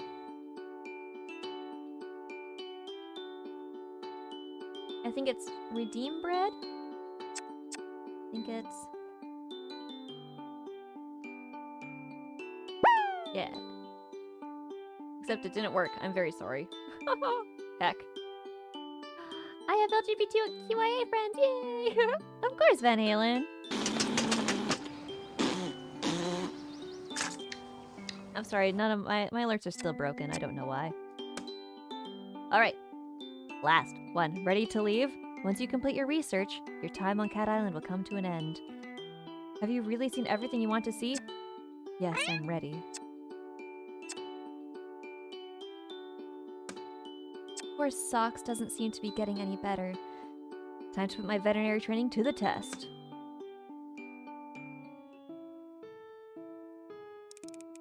I'm worried about Socks. None of the treatments so far has been clearing up his wound. Cleaning the area with saline solution seemed to do the trick at first, but after a few days, the site got too sore to even touch with a soft cotton pad. Not seeing any positive results, I decided to swallow my doubts and use Cream 116. I'm worried I should have stuck with my gut feeling and not used the cream because now it's even worse, and I've exhausted my options. How best to proceed? I decided to ask the professor for his advice. Sorry to disturb you, sir, but I need your advice on Socks. Send pic, please. I snap a picture on my catalog and send it to the professor. Yes, it does look nasty. Have you tried Cream 116? Stage 1 protocol was used first, cleaning it with saline solution, etc. But I've tried the cream since and it's still inflamed. Persevere with Cream. Takes a while, but will pay off. Catalog, yeah. I feel doubtful, but rein myself to the professor's seniority. If unsatisfied, try steroid formula in fridge. Red bag.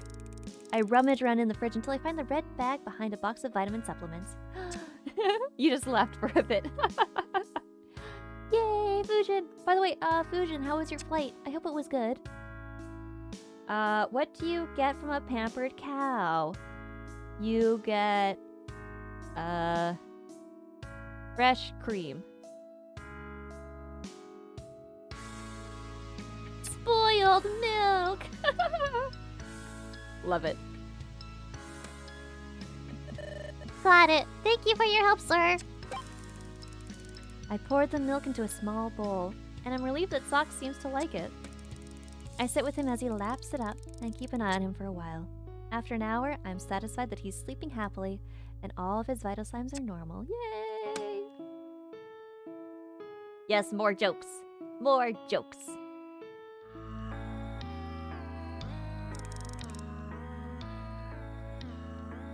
Yeah, Fusion, how was your plane trip? Was it okay? I've come to the forest to gather my thoughts. Got February and March? No, but April can. No, but April, May! Oh! This morning, I noticed another change in my appearance. Up until now, it's been easy to cover up my transition. I just kind of kept on top of removing excess body hair. Even the stub of a tail that appeared a few days ago hasn't been a problem. I'd see it. But this new development is definitely a turning point. How am I going to explain the fact that my pupils have turned into vertical slits? I can't risk anyone seeing me like this, so I'm going to hide out for a while and see what happens. Flight's good. Passengers get a cookie. Yeah! Aww. It's a beautiful night, and McMurphy and I are laying on the sand by the old shipwrecks, relaxed in the only way that cats can be. I had to get rid of my vacuum cleaner because it was just gathering dust. Oh. You'll be here while you do some of your editing work? Okay. Thank you so much for the lurk, Zen. I appreciate it. I will keep reading out these great jokes. I hope your editing goes well, Zen. When I remember back to all the anxiety and stress I used to live with, the endless hours fretting over the antidote research, it makes my fur stand up. I thought our lives depended upon it. It was my love for McMurphy that finally got me to see sense. Why was I so desperate to make him the same as me? Hadn't I fallen for him the way he was? So I decided to turn it on its head and become like him. Aww. Aww. We're a kitty cat. I'm gonna sleep. Not gonna. Good night, dragon. Sleep well, okay? Thank you so much for hanging out. I love and appreciate you very much. I hope you have a good rest, okay? Good night, dragon.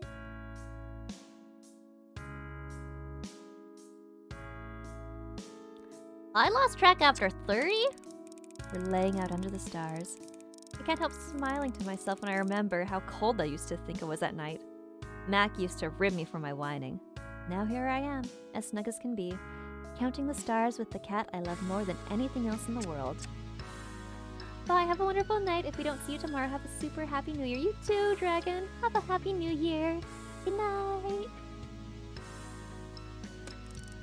You see, the trouble is, Kara, you're still thinking as a scientist. What do you mean? So when you count the stars, you begin at 1 and assume you're going to keep chanting numbers until you've quantified the entire galaxy.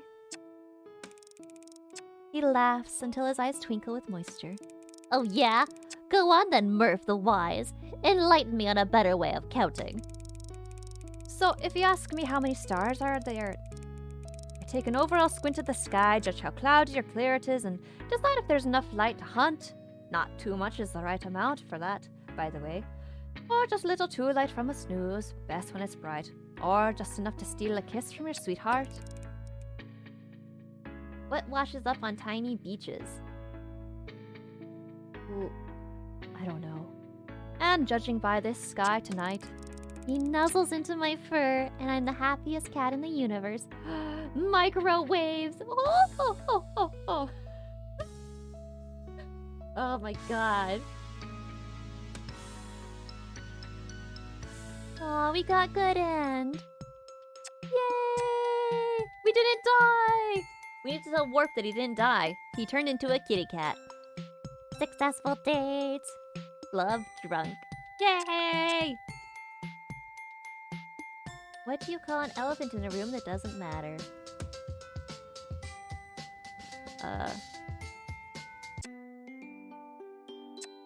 Okay, someone in chat, who wants to be the next scientist? Yell at me if you want to be the scientist. You get to date a cat and or die.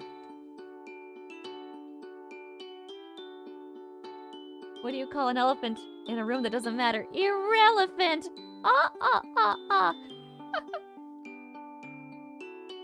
Who wants to be a scientist? I'm gonna call one of you a scientist. It's gonna happen. You better as well just get it over with. Zen? Zen, are you gonna be the scientist? Shall we play you? I've already been scientist! We've already been scientist! We died. We got shot and our body got thrown overboard. Yeah, Zen's gonna be scientist. Alright. Zen, which picture would you like? We've got this handsome boy, this beautiful lady, this guy, and this girl. Hydrate! We'll do. Where's my water? Here it is. Dr. Maple. And a stretch. And a stretch. Going with the short hair for once. Okay.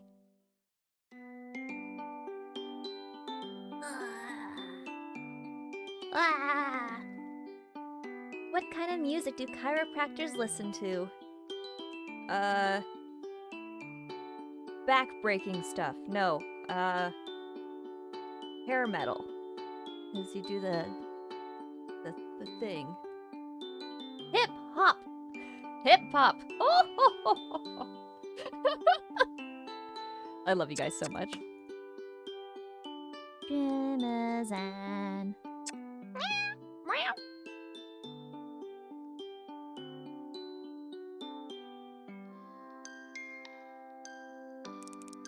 It was a long boat journey. My legs are a bit wobbly as I make my way up the wooden jetty to meet the security guard who has come to collect me. How did Darth Vader know what Luke got him for Christmas? He felt his presence.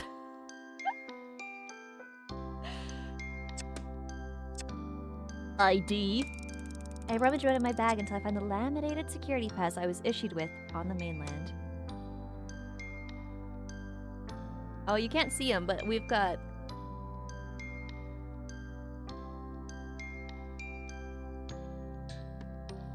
We've got Darth Vader right here. Ah la la la la la la. Oh, no. I am your father.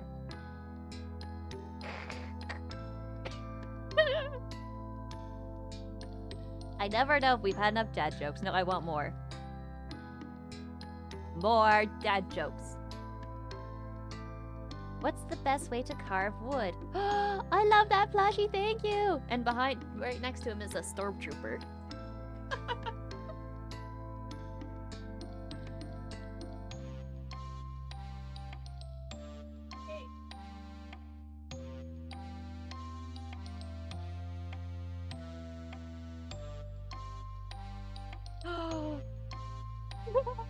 What's the best way to carve wood? Whittle by whittle. Oh, oh, oh, oh, oh.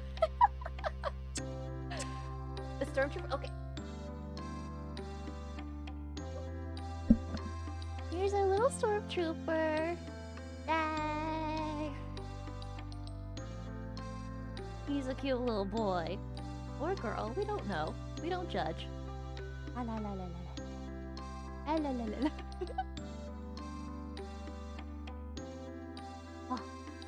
Wow, wow, wow, wow, wow. Wow, wow, wow, wow.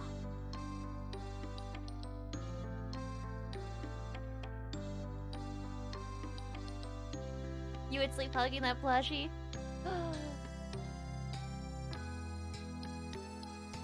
Give. No. Mine.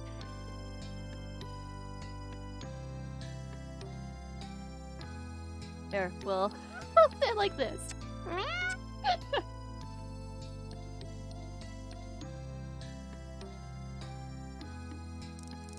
Come on then, follow me. I have to walk at quite a pace to keep up with him. He's not the social type, so we trek along in silence until we're in camp and outside a large tent. Why did Simba's father die? Because he wasn't the king. Because the light didn't touch him. Because an elephant stomped on him. Because he couldn't move faster. Because he couldn't move faster. Because he couldn't move faster. Oh my god. That's bad. I love it. You have figurines? I do. In fact, one of the redemption items in the for the leaves is the shelf showcase. And you can redeem that, and I will pick an item and show you. And you can ask about anything you want. Link a redeem shelf showcase. Link it. What do you want me to showcase? What do you want showcased? Sally. Oh, whoa. Okay. Let me go grab her.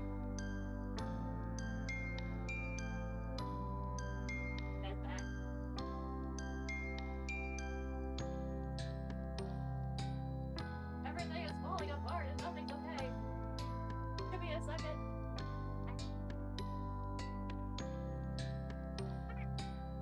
Hey. Hey.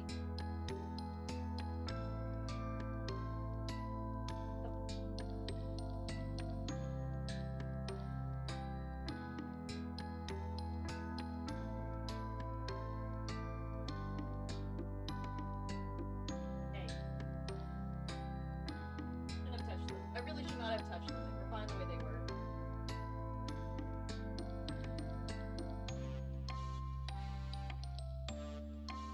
Hater. There we go.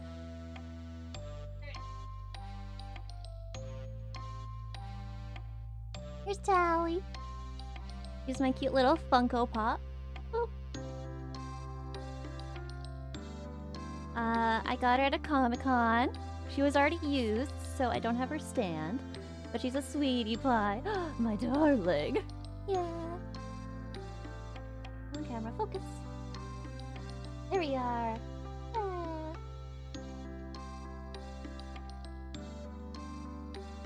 She's a sweetie pie. Oh no, they are falling off. Meow meow meow meow meow meow meow. Her visor also comes off. This is her face. Ooh.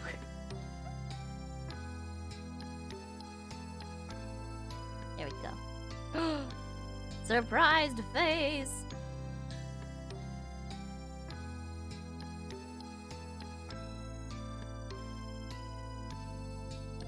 They even put eyelashes on her. Oh my god, I never noticed. This is a female Funko, so they have to put eyelashes on. I don't know if you could see. Yeah, you can't really, but there are tiny little lashes on the side of her eyes. Little white ones. Oh, that's cute.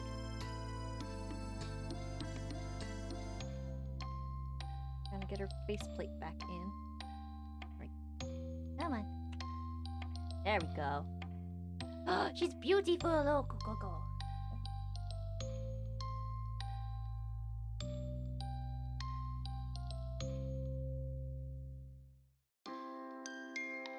Alright. You have to study for raid.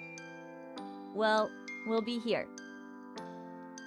We will be here, and you can listen to us while you study. Thank you so much for the lurk. He's not the social type, so we trek along in silence until we're in camp outside a large tent. He's waiting for you in there. Glad to have you on board, Zed. Shall we go ahead a few formalities and call it a day so you can get some rest before you start your properly tomorrow? That sounds good to me, sir. By the way, every single scientist has the exact same voice. So, first, shall we have a little refreshment? Is this stream or game music? It's so chill. It's actually the game music. I love it so much. I have water, coffee, or something stronger perhaps. Whiskey?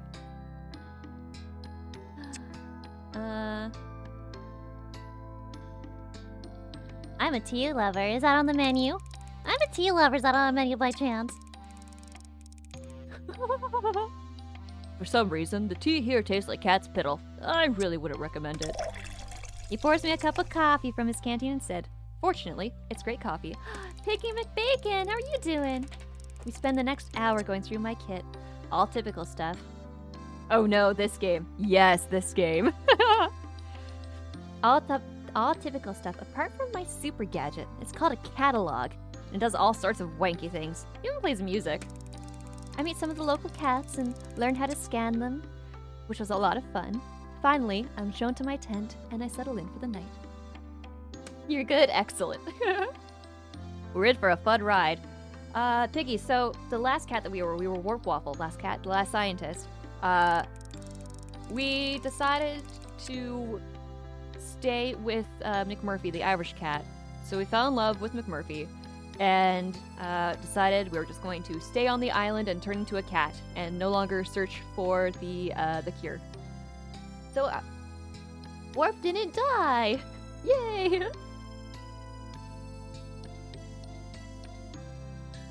Just drinking my cold coffee from this morning. Don't judge me.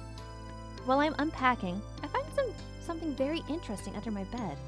It's a personal journal of the previous research assistants, the ones before me. As I read, I begin to discover there's a lot more going on here than I was told about. It's hard to believe this stuff is true. Congrats, you lived! Maybe the last researcher was prone to flights of fancy. Still, it makes a great bedtime story material, and I stay up reading until my eyelids begin to close. In spite of my best efforts to read to the end, I drift into a deep sleep. Snore, snore, snore, snore, snore. Snore, snore, snore, snore, snore. I wake with a start. I hear the rustling of paper coming from the tent flap. It's a cat with something in its mouth. It has the journal, Wait! but has run off into the night. I'm chasing the cat at full speed into the forest. I must get that book back. It has everything I need to know in it. I start to feel woozy, and I realize it's too late. that I've strayed into the danger zone. Danger zone. I'm going to be sick. I close my eyes tight and drop to my knees. I open my eyes. A calico cat is standing in front of me. It drops the journal from its mouth. I pass out.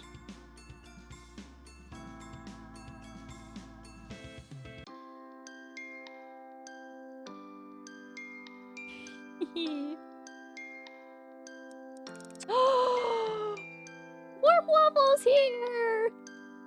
Warp Waffles here! Hello, can you hear me? Are you okay? Here we go again. Move back a bit, let them breathe. Has it been bitten? The Sphinx cat is standing over me, staring as I open my eyes.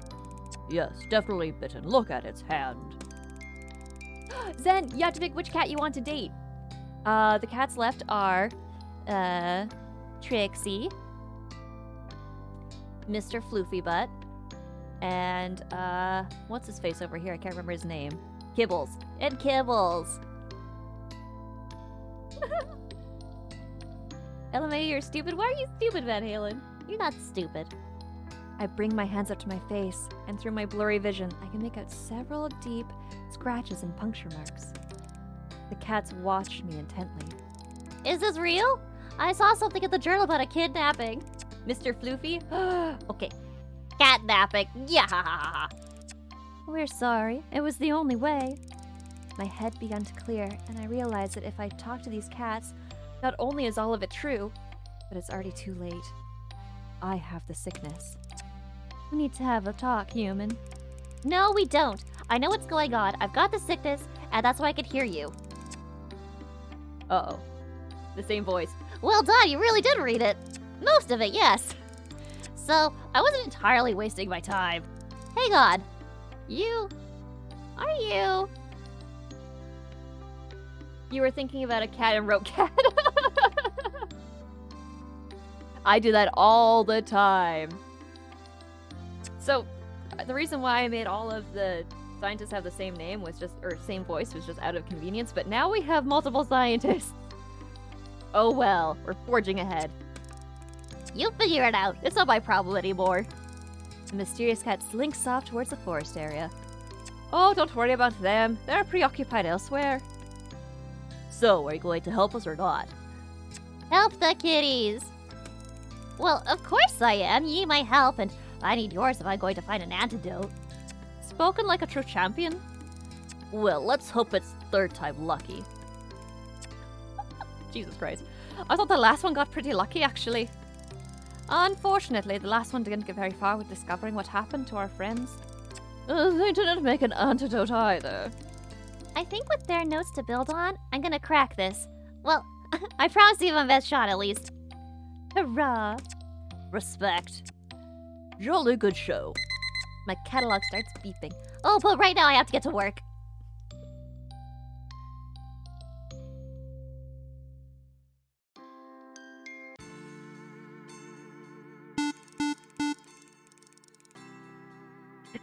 I'm just about to enter the lab to begin my legitimate work when the catalog beeps. A message without any contact information. Close the lips, 6 steps. I remember reading something about messages in the journal, but I was so sleepy last night I don't recall what it was. I decide to ignore the mystery message for now. Or I'll be late for work.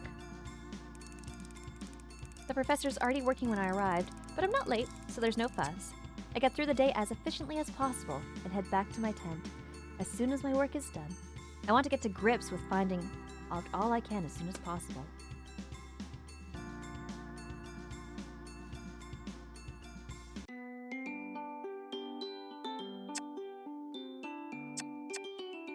We're gonna do some romance. Mr. Floofy Bot!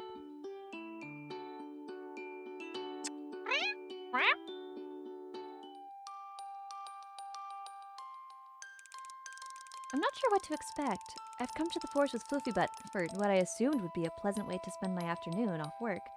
But now I've discovered he's billing it as an informative afternoon of instruction and practical participation.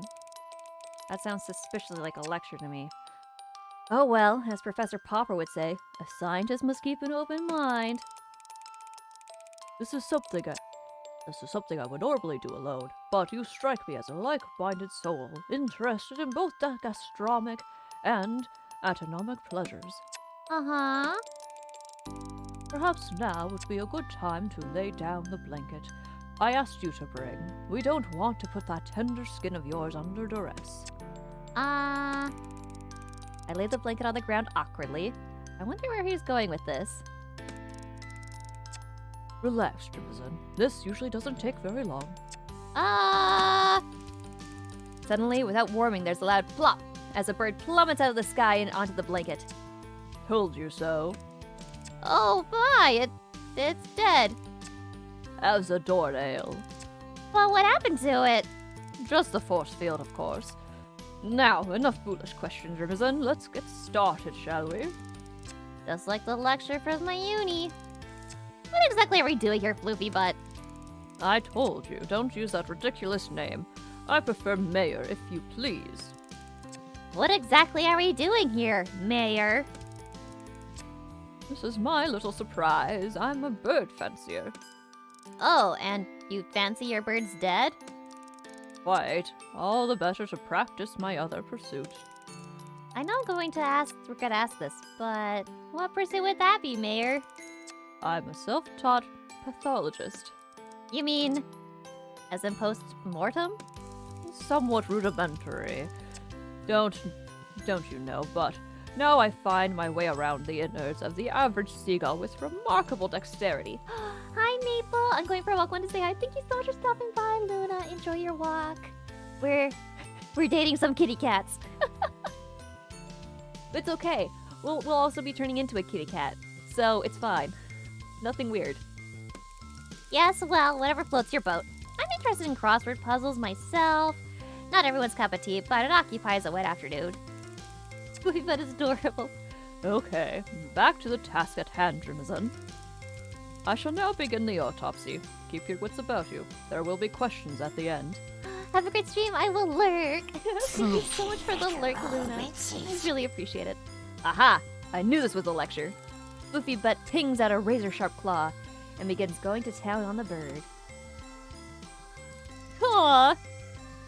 Incision from sternum to base.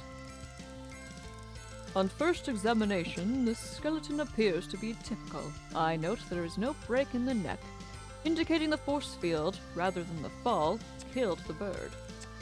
I feel rather queasy. Oh, really? A little tongue. Yes, a point of interest. Sometimes the initial zap the bird receives from flying into the force field merely stuns them, and it is the impact of the fall which provides the fatal blow. This chap, however, appears to have suffered cardiac arrest. You can see from the size, or lack thereof, of the heart that even a minor jolt would be enough to induce seizure. Having removed the tiny organ, Mara has now begun digging inside the carcass as a rummaging and a lucky dip. Oh my god, poor seagull. Now, removing entrails for further examination. Oh, do get a better look, Jimison. It's rather revealing. I can see something in the stomach sac. Stomach sack? It looks like... Oh my. It's gold, our lucky day, Jimison. Here, have a look. It's some kind of nugget. No, thank you, Mayor. I'm not in the mood for playing with the contents of a seagull's stomach. Don't be ridiculous. This is not a game, Jimison. May I remind you that we are in the middle of a very serious post-mortem, and I expect you, as my assistant, to maintain professionalism. My stomach is doing flips as I hold the object between thumb and forefinger. What is this thing? It's so small, it kind of looks like a... Cripes, it's a tooth, Mayor. It's a gold tooth. Ah, good, fine. You're a natural. I can't help but wonder why a seagull would have a gold tooth in its stomach. Ugh. Presumably, Mayor, this is from the mouth of a human. I think you're probably right. So how did it get in this seagull? What an inquiring mind. You would have made an excellent apprentice. If you like, I could pass on to you the skills I have acquired. That would be a feather in your cap, eh? I reined myself to the fact that he's not going to be drawn into speculation. Okay, well, I'll bear that in mind, Mayor. I don't have the heart to tell him that I came top of my class at veterinary surgery. And now to the victor, the spoils. Don't be shy, I've already carved. Oh gosh, do you mean? Of course, tuck in. We won't stand on ceremony here. It's a good one, too. Plenty of fat. I have to think fast. Do I really want to eat raw seagull carved up by a cat on the forest floor? Zen, I know you're working. Do we tuck in or make excuses? I'm thinking we make excuses.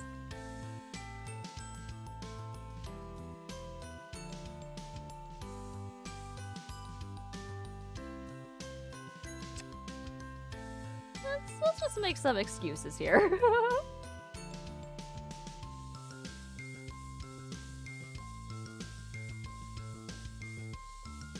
Unless this is really what you want, Zen. You eat seagulls? What a weird question. Of course you don't. Unless you do. You probably don't. Most people don't. No excuses it is! There's no way that's gonna happen. I don't want to hurt his feelings, but equally, I can't afford to be laid up with salmonella poisoning through people-pleasing. Cat-pleasing, even. Oh no, silly me, I didn't realize we'd be having lunch. I ate before we came out here. Well, just a taste then. Oh, Mayor, tempting though it looks, I simply couldn't touch a single bite. Nonsense, Trimmerson, I insist. I would feel a very poor host indeed if my guest refused my hospitality. Oh no, this is gonna be harder than I thought. With Bubba standing in front of me, presenting what looks like a tiny liver on the palm of his paw. I need to think fast. Oh, that's my catalog! I can't hear Eddie. It's on vibrate. The professor's calling. What bad timing. Can you believe it? I'm gonna have to head off. I'm so sorry. But our feast. Such a shame. I'm so sorry. Please go ahead without me. Oh, another time then. Aww. I'm tempted to make excuses, but note the eager look on his little face, and I feel a pull on my heartstrings. Oh yeah, without a doubt another time. Then I toast to your health. The mayor pops the liver into his mouth and starts cat chewing in a very unattractive way. I realize I'm staring and catch myself. Enjoy. Bon appetit. Bye. I make a swift and graceless retreat.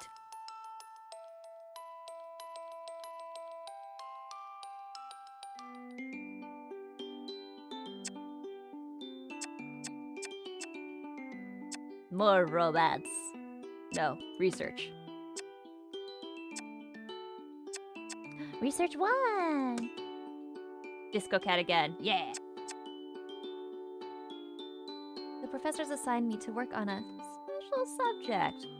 I wonder what he means by that.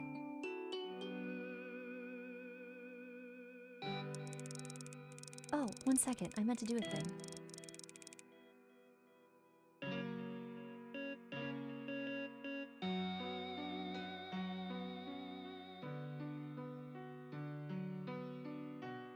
I meant to go check and see if I could activate the better Twitch TV emotes on the chat. So let me give that a quick look. We're gonna lose some frames here, so I do apologize.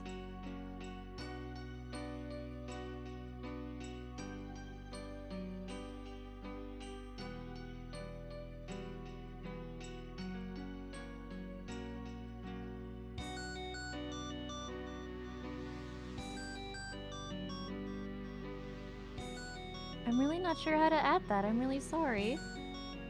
I'm currently using Stream Elements, and I'm not sure where the settings are for that. For the BTT emotes, that is. If you know how to activate that, please let me know. I would love to add that for you. Dribblezin, I have a very important job for you today. It's quite a tricky one, but you've proven yourself to be very capable, and I'm certain you can handle it. Yeah, see, that one worked. The better TTV. That worked. That's there. Yeah, but the BTT ones worked, so is Sag not part of Better Twitch TV?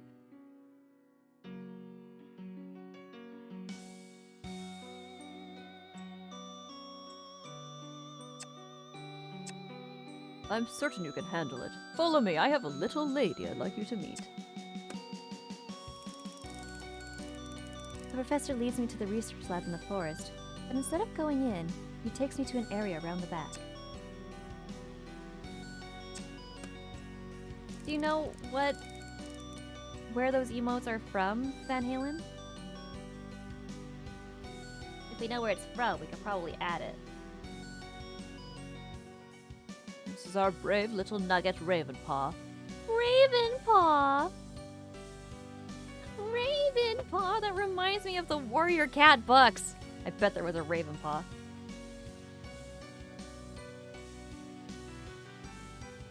This is our brave little nugget Ravenpaw. She has been isolated over here, don't you, Missy? The professor reaches into the cage, which is set on a table, and picks up the tiny black cat that's sleeping inside. Such a good girl, aren't you? We keep her here away from the others because the poor thing is very unwell. Could you see this nasty rash? Professor Popper holds one of the cat's paws for me to inspect. It's red and swollen. Ravenpaw looks at me with her big, watery eyes, one blue, one brown. They're probably watering because of the medication she's on, but it makes it look as if she's pleading with me. She doesn't seem to be able to eat without assistance either, poor thing. We've been treating her as best we can, but I'm not sure if she'll make it. Perhaps not even to the end of the week. No! The professor lets out a sad sigh. I had my fingers crossed, though. We don't give up on any of these cats, do we, Ravenpaw? No, we don't. We're going to make sure to get you all better. She's such a pretty cat. Her eyes are... Enchanting, aren't they? She's a very pretty cat indeed, and she knows it too. You can tell. You know what a pretty thing you are, don't you? I reach out to stroke Ravenpaw, but she struggles away from my hand.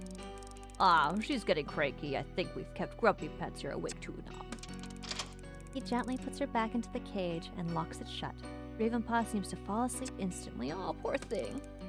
I hope I didn't distress her. Of course not, Dribblezin. She's usually wary of humans before she gets to know them. When I first found the poor thing on the beach, she almost scratched my eyes out, in spite of the terribly fragile state she was in. The professor smiles at the memory. Such a little trooper, she was half dead at first. She's gotten a lot better since then. I honestly would have been surprised to see her pull through this. Heterochromia. I do hope so, Professor. Quite. Now, the research I've brought you here is because, regrettably, I won't be able to see Ravenpaw personally any longer. It's a pity, as she is so used to me now, but there's nothing for it. I have been given extra work recently, and I need to share out a few of my odd jobs to accommodate it. I'd like to be the ideal person to look after Ravenpaw for me. I'm taken aback by the professor's trusting me with such responsibility. It's quite flattering until I remember he doesn't have much of a choice, me being the only assistant on the island. Every day she requires a change of dressing, a dose of medication, some cream rubbed into her rashes, and a syringe full of some nutrient milk. This can be quite distressing for her, so I'd like someone with a nice, patient manner to take over for me. Would you be interested, Dribblezin? Of course, sir. I'd love to help in any way I can. That's what I'm here for. Oh, splendid. I'm so glad. I think you and Ravenpaw will get along famously before too long. She has such a sweet nature. Well, I look forward to it, sir. Could you start now? Oh, of course. Tip-top. I shall be in the lab if you need me for anything. Please don't be afraid to give me a shout. I'm terribly sorry to burden you this with all of a sudden, but I have a lot of work to do right now. Okay, Professor. I feel a little apprehensive as I watch Professor Popper retreat into the lab.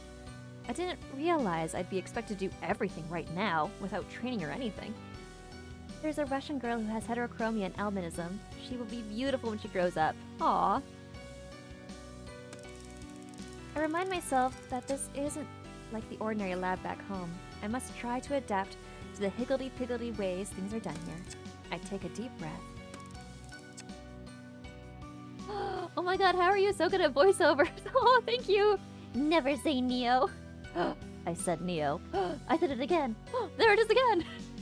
I'm sorry. Stupid reference. How are you doing, Never say Neo? Children one! Thank you so much for following Never Say Neo. I really appreciate it. How are you doing today? Good to see you. I'm glad you like my voice acting. I try my best. It's good to meet you, Never Say Neo. How are you? I changed her dressing. I can do that. Hello, pretty kitty. I'm very sorry I have to disturb you. The small cat lets out a sad mew as I lift her out of the cage. Aw, I know life is unfair. Now, where are your dressings? I put Ravenpaw next to the cage on the table. She lays down compliantly. She obviously knows the routine. She has a large bandage on the side of her ribs. I begin to gently remove it, trying hard not to pull on her skin too much. Well, I suppose if we're gonna be doing this every day, we might as well get to know each other, right? So... Hello, my name is Jimazin, and I'm quite new here. I know your name already, Ravenpaw. Nice name. I bet the professor named you. What was that? That sounded loud. I bet the professor named you. He certainly knows how to pick 'em, doesn't he? Aw, I think you love the voice acting. You're fine getting drinks, getting ready for New Year's. Ooh, it sounds exciting. I am good. I love playing this cat dating game. As silly as that sounds, it is quite fun. Yeah, I had a great day too. I changed my setup a little bit, and yeah, I was playing NieR Automata, but my computer didn't want to capture it for stream, so we're playing a visual novel instead. The cat tenses as I remove the last of the plaster and reveal a scar on a patch of bare skin where the professor has shaved her for surgery. I'm gonna be added as a character. Master Fusion, would you like to be the next character? You can call it. I promise this will be the last year I get drunk. Oh my god, right? Oh dear, that scar looks very tender. I should clean it. Is that right, Ravenpaw? Well, let me look. There's some drawers under the table, and I quickly find some antiseptic gel and a cotton pad. Now, Ravenpaw, I'm gonna level with you. This is going to sting a bit, but please don't take it out on me. I'm doing this for your own good, okay? Trust me, you do not want this scar to become infected. That would be disastrous. Oh my god, read us a book someday. Aw, Neo, that's so kind of you. The cat stays perfectly still while I wipe at her scar. She doesn't even make a sound. I have to say I'm impressed. And a little disquieted. Wow, you are a brave girl, aren't you? Well done. When I was a child, I cut my arm on some thorns and had to put antiseptic on it.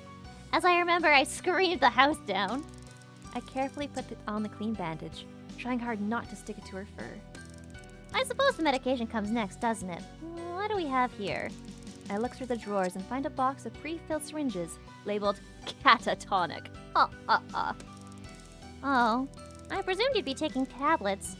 But of course, the professor said you'd be having trouble with solids. Oh, poor thing. Okay, same as last time, don't shoot the injector. Boop, still lurking. Oh, thank you, Jonathan, be nice. Good to see you're still here. I hold the skin on the back of Ravenpaw's neck tight, and I go to inject it quickly to get it over with. But the syringe is stiff, and it takes a lot longer than I'd expected. Again, the little cat makes no response, doesn't move a muscle, almost as if she can't feel it. Good girl! Gosh, you are so tough. You know, I bet... Thank you so much for the lurk, America Brad likes. Enjoy your lurk, thank you so much. You know, I bet you and Nick Murphy would get on like a house on fire. Ravenpaw's ears pick up as if she's heard a rattlesnake.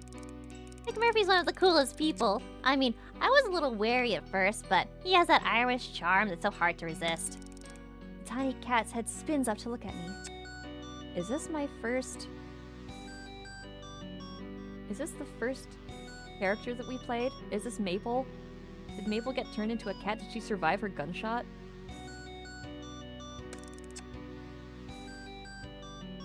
How do you know he's Irish?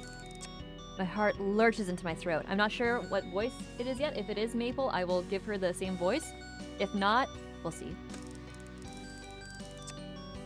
Have you got it? You have, haven't you? You're sick. You've got the sickness. I have a million questions running through my head, but I am unable to speak. Listen to me, human. You must help me. I suddenly jolt to my senses. I am. I'm trying to help you, Ravenpaw.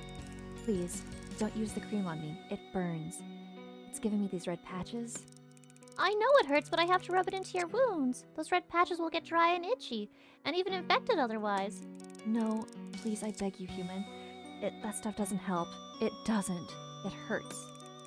I know it feels that way, but it's helping you, I promise. The professor's been caring for you so thoroughly since he found you. I get the sack if your treatment went downhill now. That man has only ever hurt me. Oh. I'm taken aback. The professor cares about you so very much and only wants you to get better. Have you done drama or theater before, or acting classes, something? I was really into musical theater, but I never did it at school or anything. I only ever did it, like community theaters and stuff. Yeah. But yeah, no actual classes. I just like voices. I really appreciate that. It's so kind of you to say, Neo. Aw. You're a sweetie pie. The cat turns her face away, as if she's given up hope. It pulls at my heartstrings. And I pause for a moment. Stop the treatment! Sounds good. Have you ever sang something on stream? I have not, actually. I'm kind of scared too, to be honest. Okay, I'm taking a big leap here. I'm going to give you 5 days without this cream. And if I see any deterioration in your condition, it's back onto a strict regime for you, Missy. And no complaints. Deal? Thank you, human. Oh.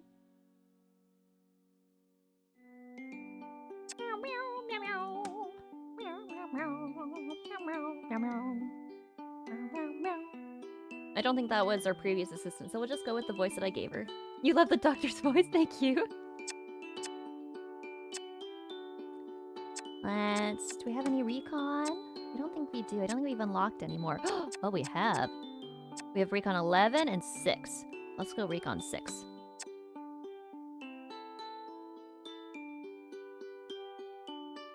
I don't even know what that means. I don't think we know that yet, so let's not do the recon. Oh wait, maybe the 11? Ah! There's been a shipment of supplies delivered, and I have to help to get it all unloaded. Maybe I can get some info while I'm there? Yes. Start recon. I've been asked to help with the loading and unloading of supplies today. This suits me, because I've been itching for a chance to get... I've been itching for the chance of talking to the ferryman and his son. They killed our first scientist. I'm curious to see if they have any useful bits of info that might help me in my quest to find the real story of this island. The boat only comes once a week and every other weekend. The weekend deliveries are all the good things. Food, mail, treats, etc. My mood is always lighthearted. The midweek trips, on the other hand, are strictly work-related and tend to be early morning when we're all a bit grumpy, or late at night when we're all overtired. Today, it's so early that the light has only just broken. Zane and I are waiting down by the jetty. They're late. Really? It's only 5 minutes. Bob's never late. Yeah, it must be quite a long trip, though. Thank you for the alert. That must be quite a long trip, though. To the mainland? You'd expect at least 5, maybe 10 minutes either way. Bob's never late. I remember that Zane isn't one for chit-chat, so I keep quiet and wait. Thankfully, it isn't long. I can hear the sound of the boat's engine before I see it, since the morning mist hasn't been burned off by the sun yet. If you're curious, yes, the song, all the lyrics are just meow. I love it so much. Zane straightens up and suddenly, they're here, emerging from the mists like a ghost ship. They've been doing this so long that it only takes them 10 minutes. That only takes them minutes to dock and tie off before we're stepping aboard. Meow meow meow meow meow meow meow meow. Right? Right. Another man, a few words. I nod to Bob's son, Joe, and he nods back. I guess we're the same age, but he's huge. You gotta sing something. Are you streaming tomorrow? New Year song.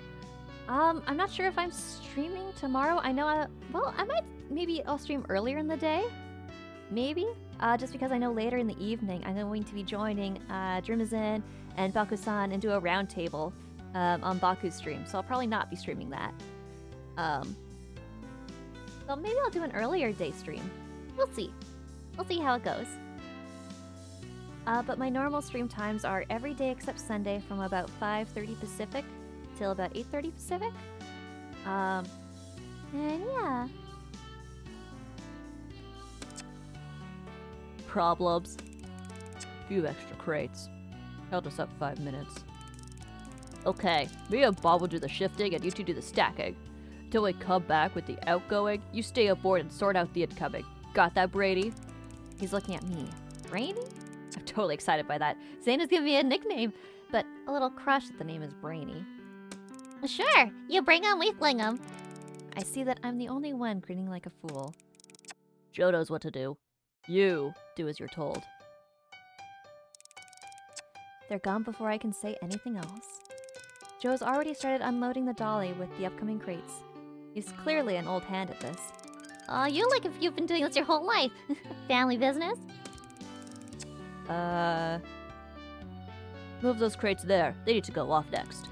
He sidestepped my question. I'm not sure if it's deliberate, so I try a different tack. You don't go to college then, Joe? Nope. I'm not getting anywhere with this, so I changed to something less personal. Zane said you're never late, which is pretty impressive considering how far you had to come. This was like pulling teeth. How far is it exactly? Quite far. Oh, really? Did you stop anywhere else en route? Or were you your only drop-off? Doc is your voice crush, aw. She's actually a scientist.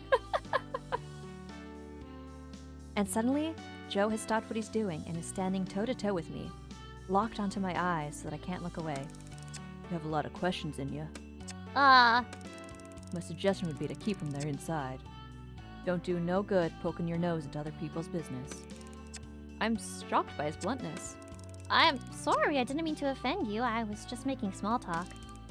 You live with them cats. Learn from them. My heart beats faster. I think he's gonna tell me something. What? All cats know. Curiosity kills them. Ooh. He starts to laugh out loud, and I just stand with my mouth open, not sure how to respond. What's the matter? Cat got your tongue? He laughs even harder, and I'm feeling creeped out. I am really relieved to hear the other two older men returning. Everything all right here? They have the crates loaded onto the boat. What's up with you, Brady? You look a bit wobbly. Not got your sea legs yet? We were playing cat and mouse, Dad. Bob turns sharply to his son and shuts him up with a look. You don't want to mind him. He don't mean no harm. Best take what he says with a pinch of salt. I see a look pass between him and Zane, and I get the feeling there's a lot more going on here than I understand. They murdered us last time, that's why. You need to get back now, Brady. We could take it from here. I want to ask to stay, be given another chance, but all three men are looking at me, and I just turn and slink away.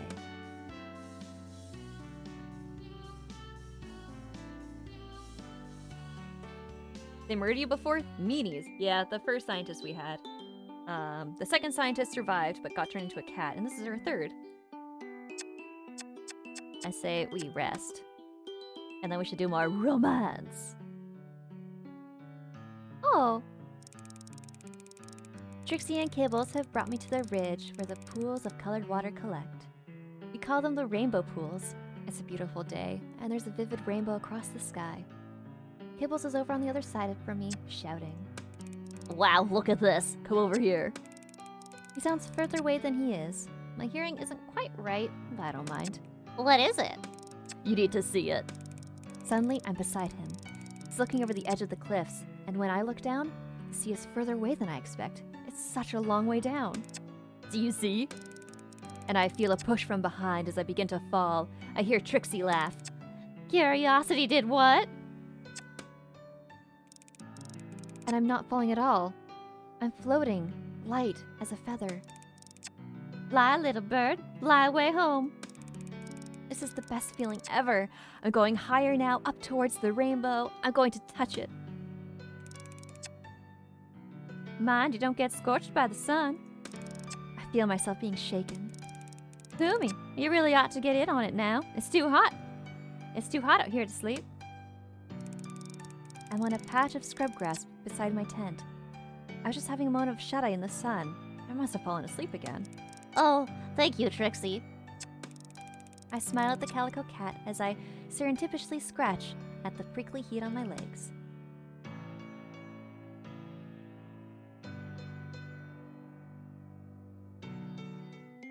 Yay, we rested. Romance, romance. Luffy butt. Luffy butt.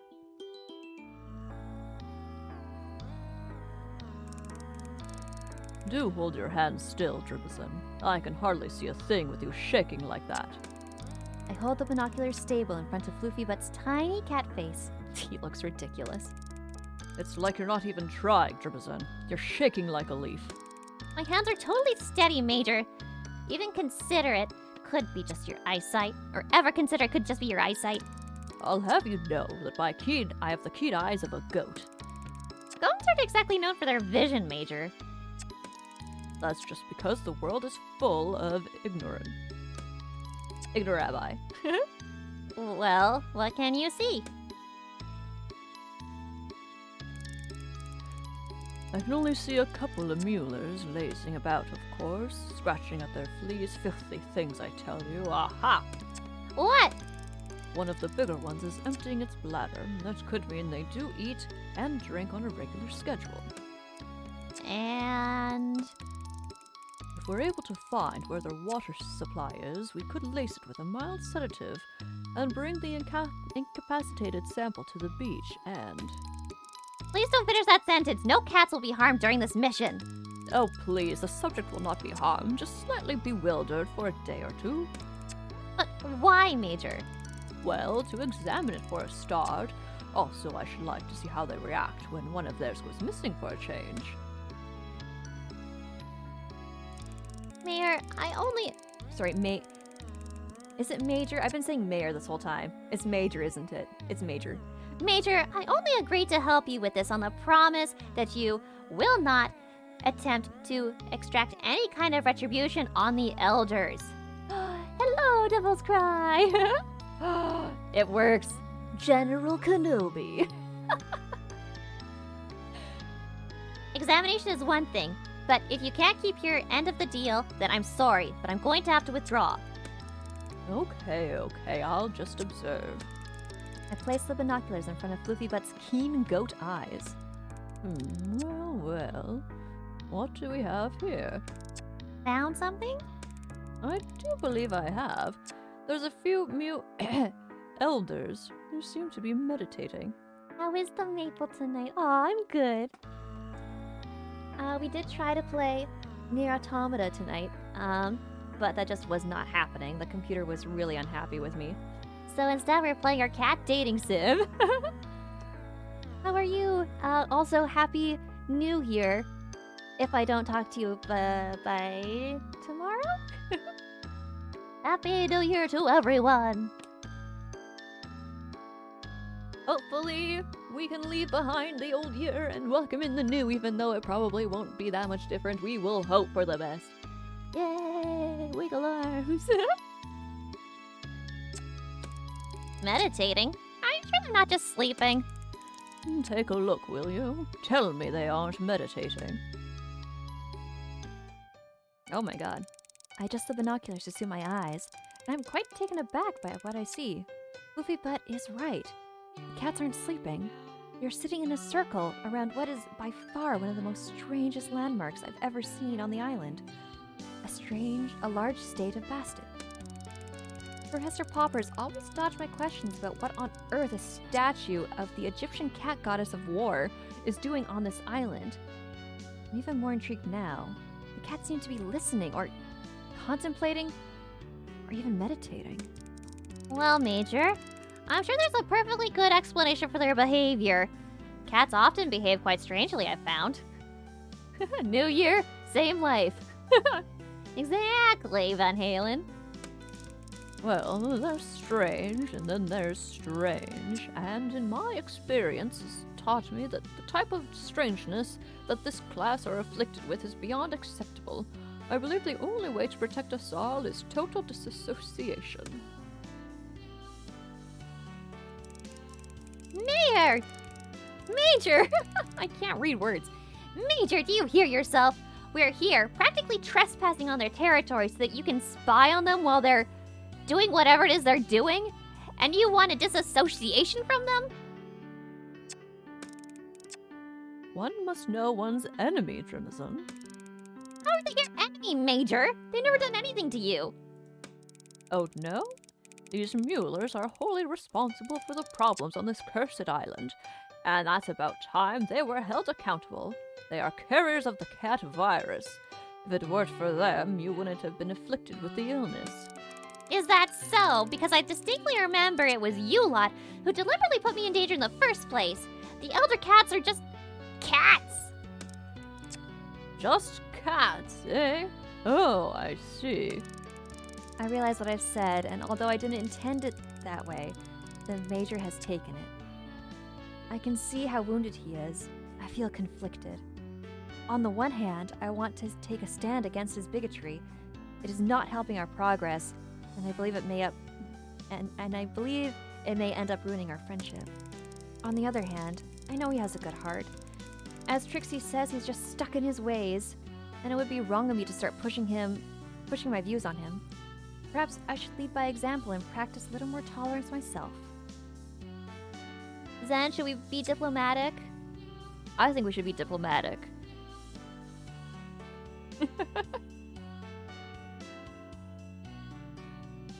Yes, diplomacy? Excellent. Oh, come on, Major. I didn't mean it that way. You know I have the highest regards for all cats, particularly you. And I for you, Trebizon. However, I must say, I find it increasingly difficult to fathom how such an intelligent person as yourself fails to recognize such obvious truths.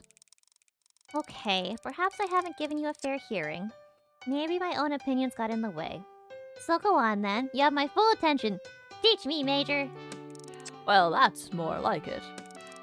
He pulls himself up and fluffs out his fur. It gives him an air of self-importance. So much so that, in spite of my promise to be open-minded, I'm already feeling a bit irritated. You see, what you and the other pedestrian-minded inhabitants of this island will not do is look at the undeniable evidence that this species is the cause of all of our problems. The evidence being... Well, firstly, they have segregated themselves from us and created a ghetto where we are made unwelcome. That is an act of hostility. I want to point out that they haven't created anything. They've always been there. But I'm practicing tact and diplomacy. Secondly, they carry the virus. feline transitional gene. Quite. They are trying to infect everyone, make us all like them, and they will have their way with it too if we don't fight back. I bite my tongue and resist telling him that this is far more likely that it is far more likely they are words. I bite my tongue and resist telling him that it is far more likely that they are not trying to infect anyone. They simply want to live and let live. They probably don't even understand the effect of their bodily fluids have on the other species. Okay, Maple, I'm going out for New Year's Eve dinner. Oh, happy streams, happy New Year, everyone. Happy New Year, Master Fusion. I hope you have a wonderful Happy New Year. Have a good time. Be safe. Don't get too intoxicated. Take care of yourself. Yeah, enjoy the new year. Can't wait to see you next year. I'm sorry. I hate that lame joke so much. Thirdly, it should be obvious to everyone that they've made no attempts whatsoever to learn our language. If they were congenial towards us, they would surely have tried to communicate with us by now. Happy New Year, Zan! I keep my voice amicable. I know how frustrating it is when you can't make yourself understood, Major. Very frustrating. I'm glad you see that, Remizon. At least I have one ally in all of this. Maybe now is the time to strike. You know what, Major? I bet that with your superior intellect and my research skills, we might be able to find a way to learn their language. I hold my breath. Why on earth would we want to do that? To communicate. Have you lost your mind, Remizon? Say nothing of your sense of smell. Huh? I doubt they have anything worthwhile to communicate. They are no more to us than an insect under a microscope. Oh. The smell, however, is rather overpowering. Shall we call it a day here and go somewhere where the air is more pleasant for our lunch? I'm feeling very uncomfortable now, and I want to get away to think. Actually, Major, I have to get back. I'm on feeding duty today. If you like, I can put something by for you. Aww. I think we chose wrong.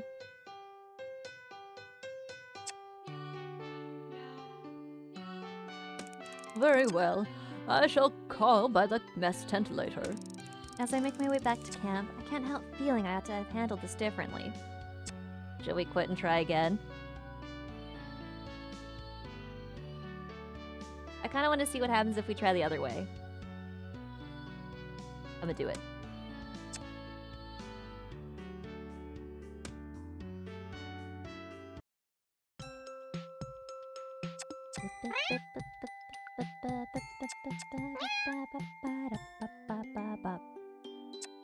Yeah, let's do this right this time.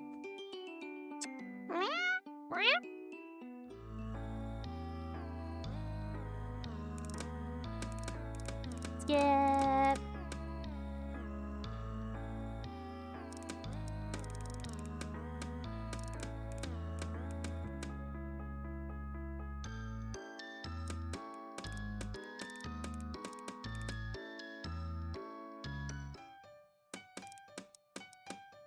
That always just looks like corn to me. It just looks like corn. Stand up for what I believe in. You know exactly what I mean, Major. Don't add me to your list of enemies. Oh, no, you're not my enemy, Jimison. I'm just very disappointed to find out that you were as gullible as the others, believing those creatures to be harmless, that we ought to embrace them with open arms. Those creatures? NieR, please, you must stop this ridiculous thinking, or I may have to disassociate myself from you. Oh, really? I do not understand how such a seemingly intelligent human being can be so narrow-minded. I could say the very same about you, Major. Me? Narrow-minded? I've never heard anything more ludicrous. I have a voracious appetite for knowledge. For the things that interest you, Well, yes, but isn't that the case for all of us? as a scientist, I need to explore beyond what I want to know, beyond what suits my sensibilities. Well, here I am, Jimison, exploring what I don't like one bit. Has a smug look on his face. It is very annoying. Have you ever tried communicating with the elders? Floofy Butt scoffs loudly. Those Muellers do not share our language. Then how exactly do you expect me to communicate with them? The very notion is laughable. Oh, is it? Here I am, Major, a human being, having a two-way, somewhat intelligent discussion with a cat. Is that not laughable too? Floofy Butt goes uncharacteristically quiet. I sense I've hit a nerve and decide to retreat. Perhaps we're going to have to agree to disagree on this one, Major, or we'll follow it entirely. Quite. Thank you for joining me today, Jimison. But I can manage from here. Your assistance is no longer required. Oh, okay, Major. I'll just put your binoculars here then, shall I? As you wish. I place them on a little patch of grass and step away. Floofy Butt eyes them, and I watch his expression change as his dilemma dawns on him. He decides not to attempt using them while I'm watching. I'll leave you to it then? Yes, thank you, but I'm fine now. I shall be doing other reconnaissance, and I'm better off alone. I feel bad for him and don't want us to part on an argument. I'm on feeding duty today. I'll keep something back for you. Come and find me later when you're hungry. Thank you, Zen. Good afternoon. He's clearly going to take a while to get over this, and I don't want to make things worse. So without saying another word, the Tabby and I part ways. As I make my way back to the camp, I go over what happened between us, wondering if I could have handled Major better. Although I may have hurt his feelings, I feel satisfied that tough love was the right way to go. There's no way our friendship could progress without honesty and respect. I have every faith in him, and that he'll come by later when his stomach's rumbling. Alright, that felt better.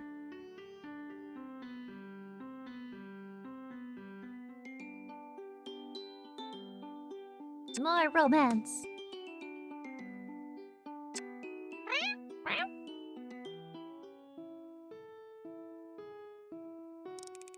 I've been walking for ages, Major. I don't know how much longer before they'll expect me back. Almost there. It needs to be as close to the danger zone as possible to deter snoopers. Few cats and even fewer humans come out this far, which ensures that my deposits are safe. Deposits? This is an act of trust, you understand. I believe that our recent disagreement and resulting reconciliation has made our bond of camaraderie stronger than ever. I would like to solidify a reunion with the sharing of something quite private and important to me. I feel slightly awkward and mumble incoherently in response. Yeah, well, what's past is past. Water under the bridge and all that. I'm delighted, though, that you've reviewed and modified some of your stronger opinions, Major. Updated your map, so to speak. Indeed. Although, for the record, I'm still uneasy about the elders, but I grant that finding a way to speak with them might provide more insight than I'd assumed. Well, we really are on the same page now, Major. We come to a halt. I can smell the pungent scent of the elder cats. I've not been this close to them since the first night, and it makes me uncomfortable. But I feel surprisingly reassured to be with Floofy Butt. This is it. We must be completely silent now, so you will have to cease that unattractive sound you're making. I'm out of breath, Major. I can't help it. What I'm about to show you has taken a long time and a lot of effort on my part. If anyone else were to get wind of its whereabouts, or its existence. Yes. Okay, Major, I get it. I swear by the most prestigious of pinky promises that I will not utter a word to anyone about what I see today.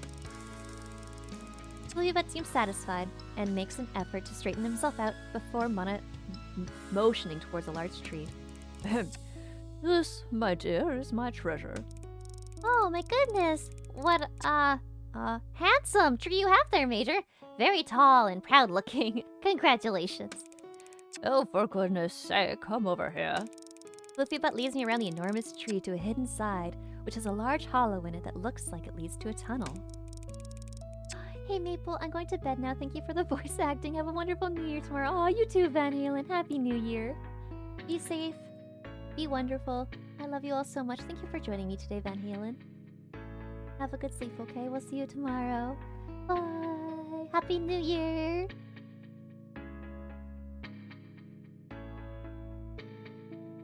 Good God, man. Are you digging an escape route out of here? What on earth are you twittering about? Use your eyes more and your mouth less, my dear. I noticed then that hidden in the dark recesses of the tree is the outline of a large object, which my eyes won't allow me to see clearly. What is it, Major? Don't be shy, Dramizon. Get in there and have a proper look. I have no choice but to crawl into the cavity for a closer inspection. I run my fingers over the item and deduce that it's made out of old splintering wood and has cold metal adornments to either side. I use them to drag it out of the tree, and in the half-light, I'm somewhat unsurprised to see it's an old-fashioned treasure chest. I would expect nothing less from the Major. Floofy Butt is looking at me expectantly. Well, open it, my dear. You needn't worry about the lock. It's quite broken. I do as instructed. Oh, my giddy aunt! Major, how on earth? The chest is full to the brim with all sorts of shiny things. Jewelry, coins, gems, trinkets, ornaments, baubles, all manner of curios. Floofy Butt lets out a low laugh. Allow me to regale you, human, with my vast adventures and conquests. I settle down and allow the Major's voice to wash over me as I play with some of the items of frippery from the chest. Ah, that coin you're holding. There's a very interesting story attached to that. Do you know how old it is, then? I do believe the date on that should be legible. I remember the night I found it. I had gone for a walk on the beach, and it was blustery and dark. I feel for the first time how exhausted I am. The walk has sapped me of all my energy. As I fought with the elements, I look ahead and notice the sky is much darker. I'm laying down, although I don't remember doing so. valiant and victorious to thunderous applause. I hear a low grumbling sound. Thunder? And there's a flashing behind my eyes, behind my closed eyes. Surely it's just a storm, but there's no rain and that's odd, no wet. Just warm and dry and hard to breathe. And I bellowed defiantly, "You cannot have them!" But the Muellers were already encircling. I should really get up now. Oh, it seems my eyes won't open. That's a pity. As I bit into the still beating heart, I do believe I'm paralyzed. This is a shame. I try to move my fingers. No, they're not listening to me. "Wake up, we have to get you out of here this instant. Up you get, that's it, come on." As I come to, the world looks dark and distorted. I must be walking because trees are passing my line of vision. My hands hurt. I look down at them. They are pressed firmly to the earth, one in front of the other. I must be crawling? I don't know how much time has passed, but I wake up on the sand. When I wake up on the sand, I inspect my blistering hands. Goofy Bud is sitting next to me, facing the sea. Did I dream all that? Oh, you're awake now. I'm afraid you weren't dreaming. What happened? It was my fault. I took you too close to the danger zone, and in your current state, you couldn't handle it. In my current state?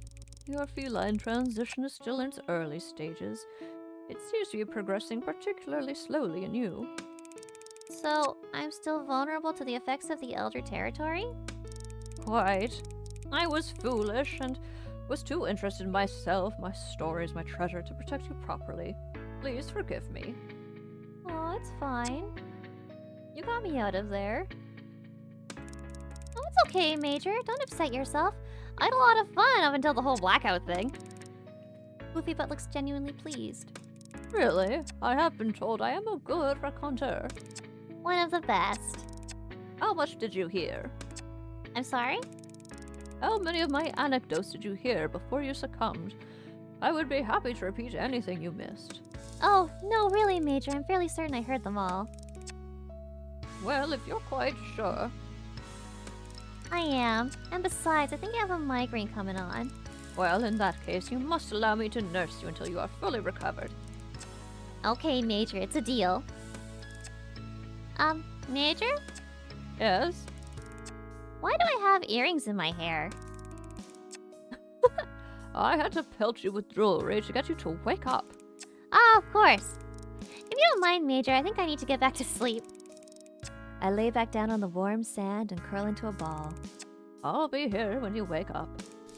I drift off and dream that I'm a cat.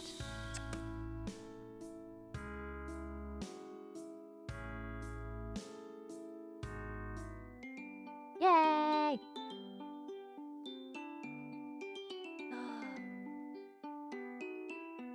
All right, my kitty cats.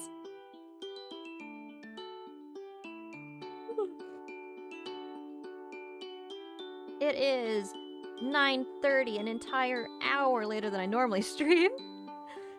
I am sorry that we weren't able to play NieR today, but we'll try to do that maybe tomorrow for an early stream, or maybe we'll do something. I really appreciate that you all joined me today. I had a lot of fun. Heckin' love this game. We'll definitely be back to it sometime soon. Let me put on some music. And who are we gonna raid tonight, by the way? Start thinking of that.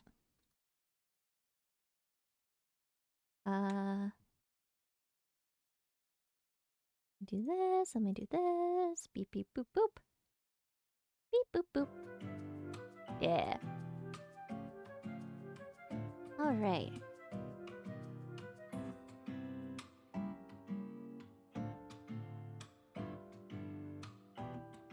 Ethan is streaming. Also haven't rated Brand Flakes in a bit.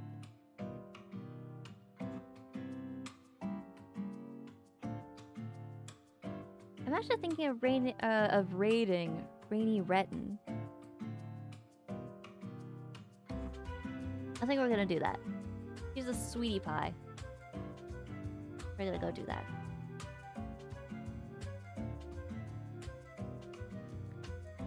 She's having a big ol' celebration.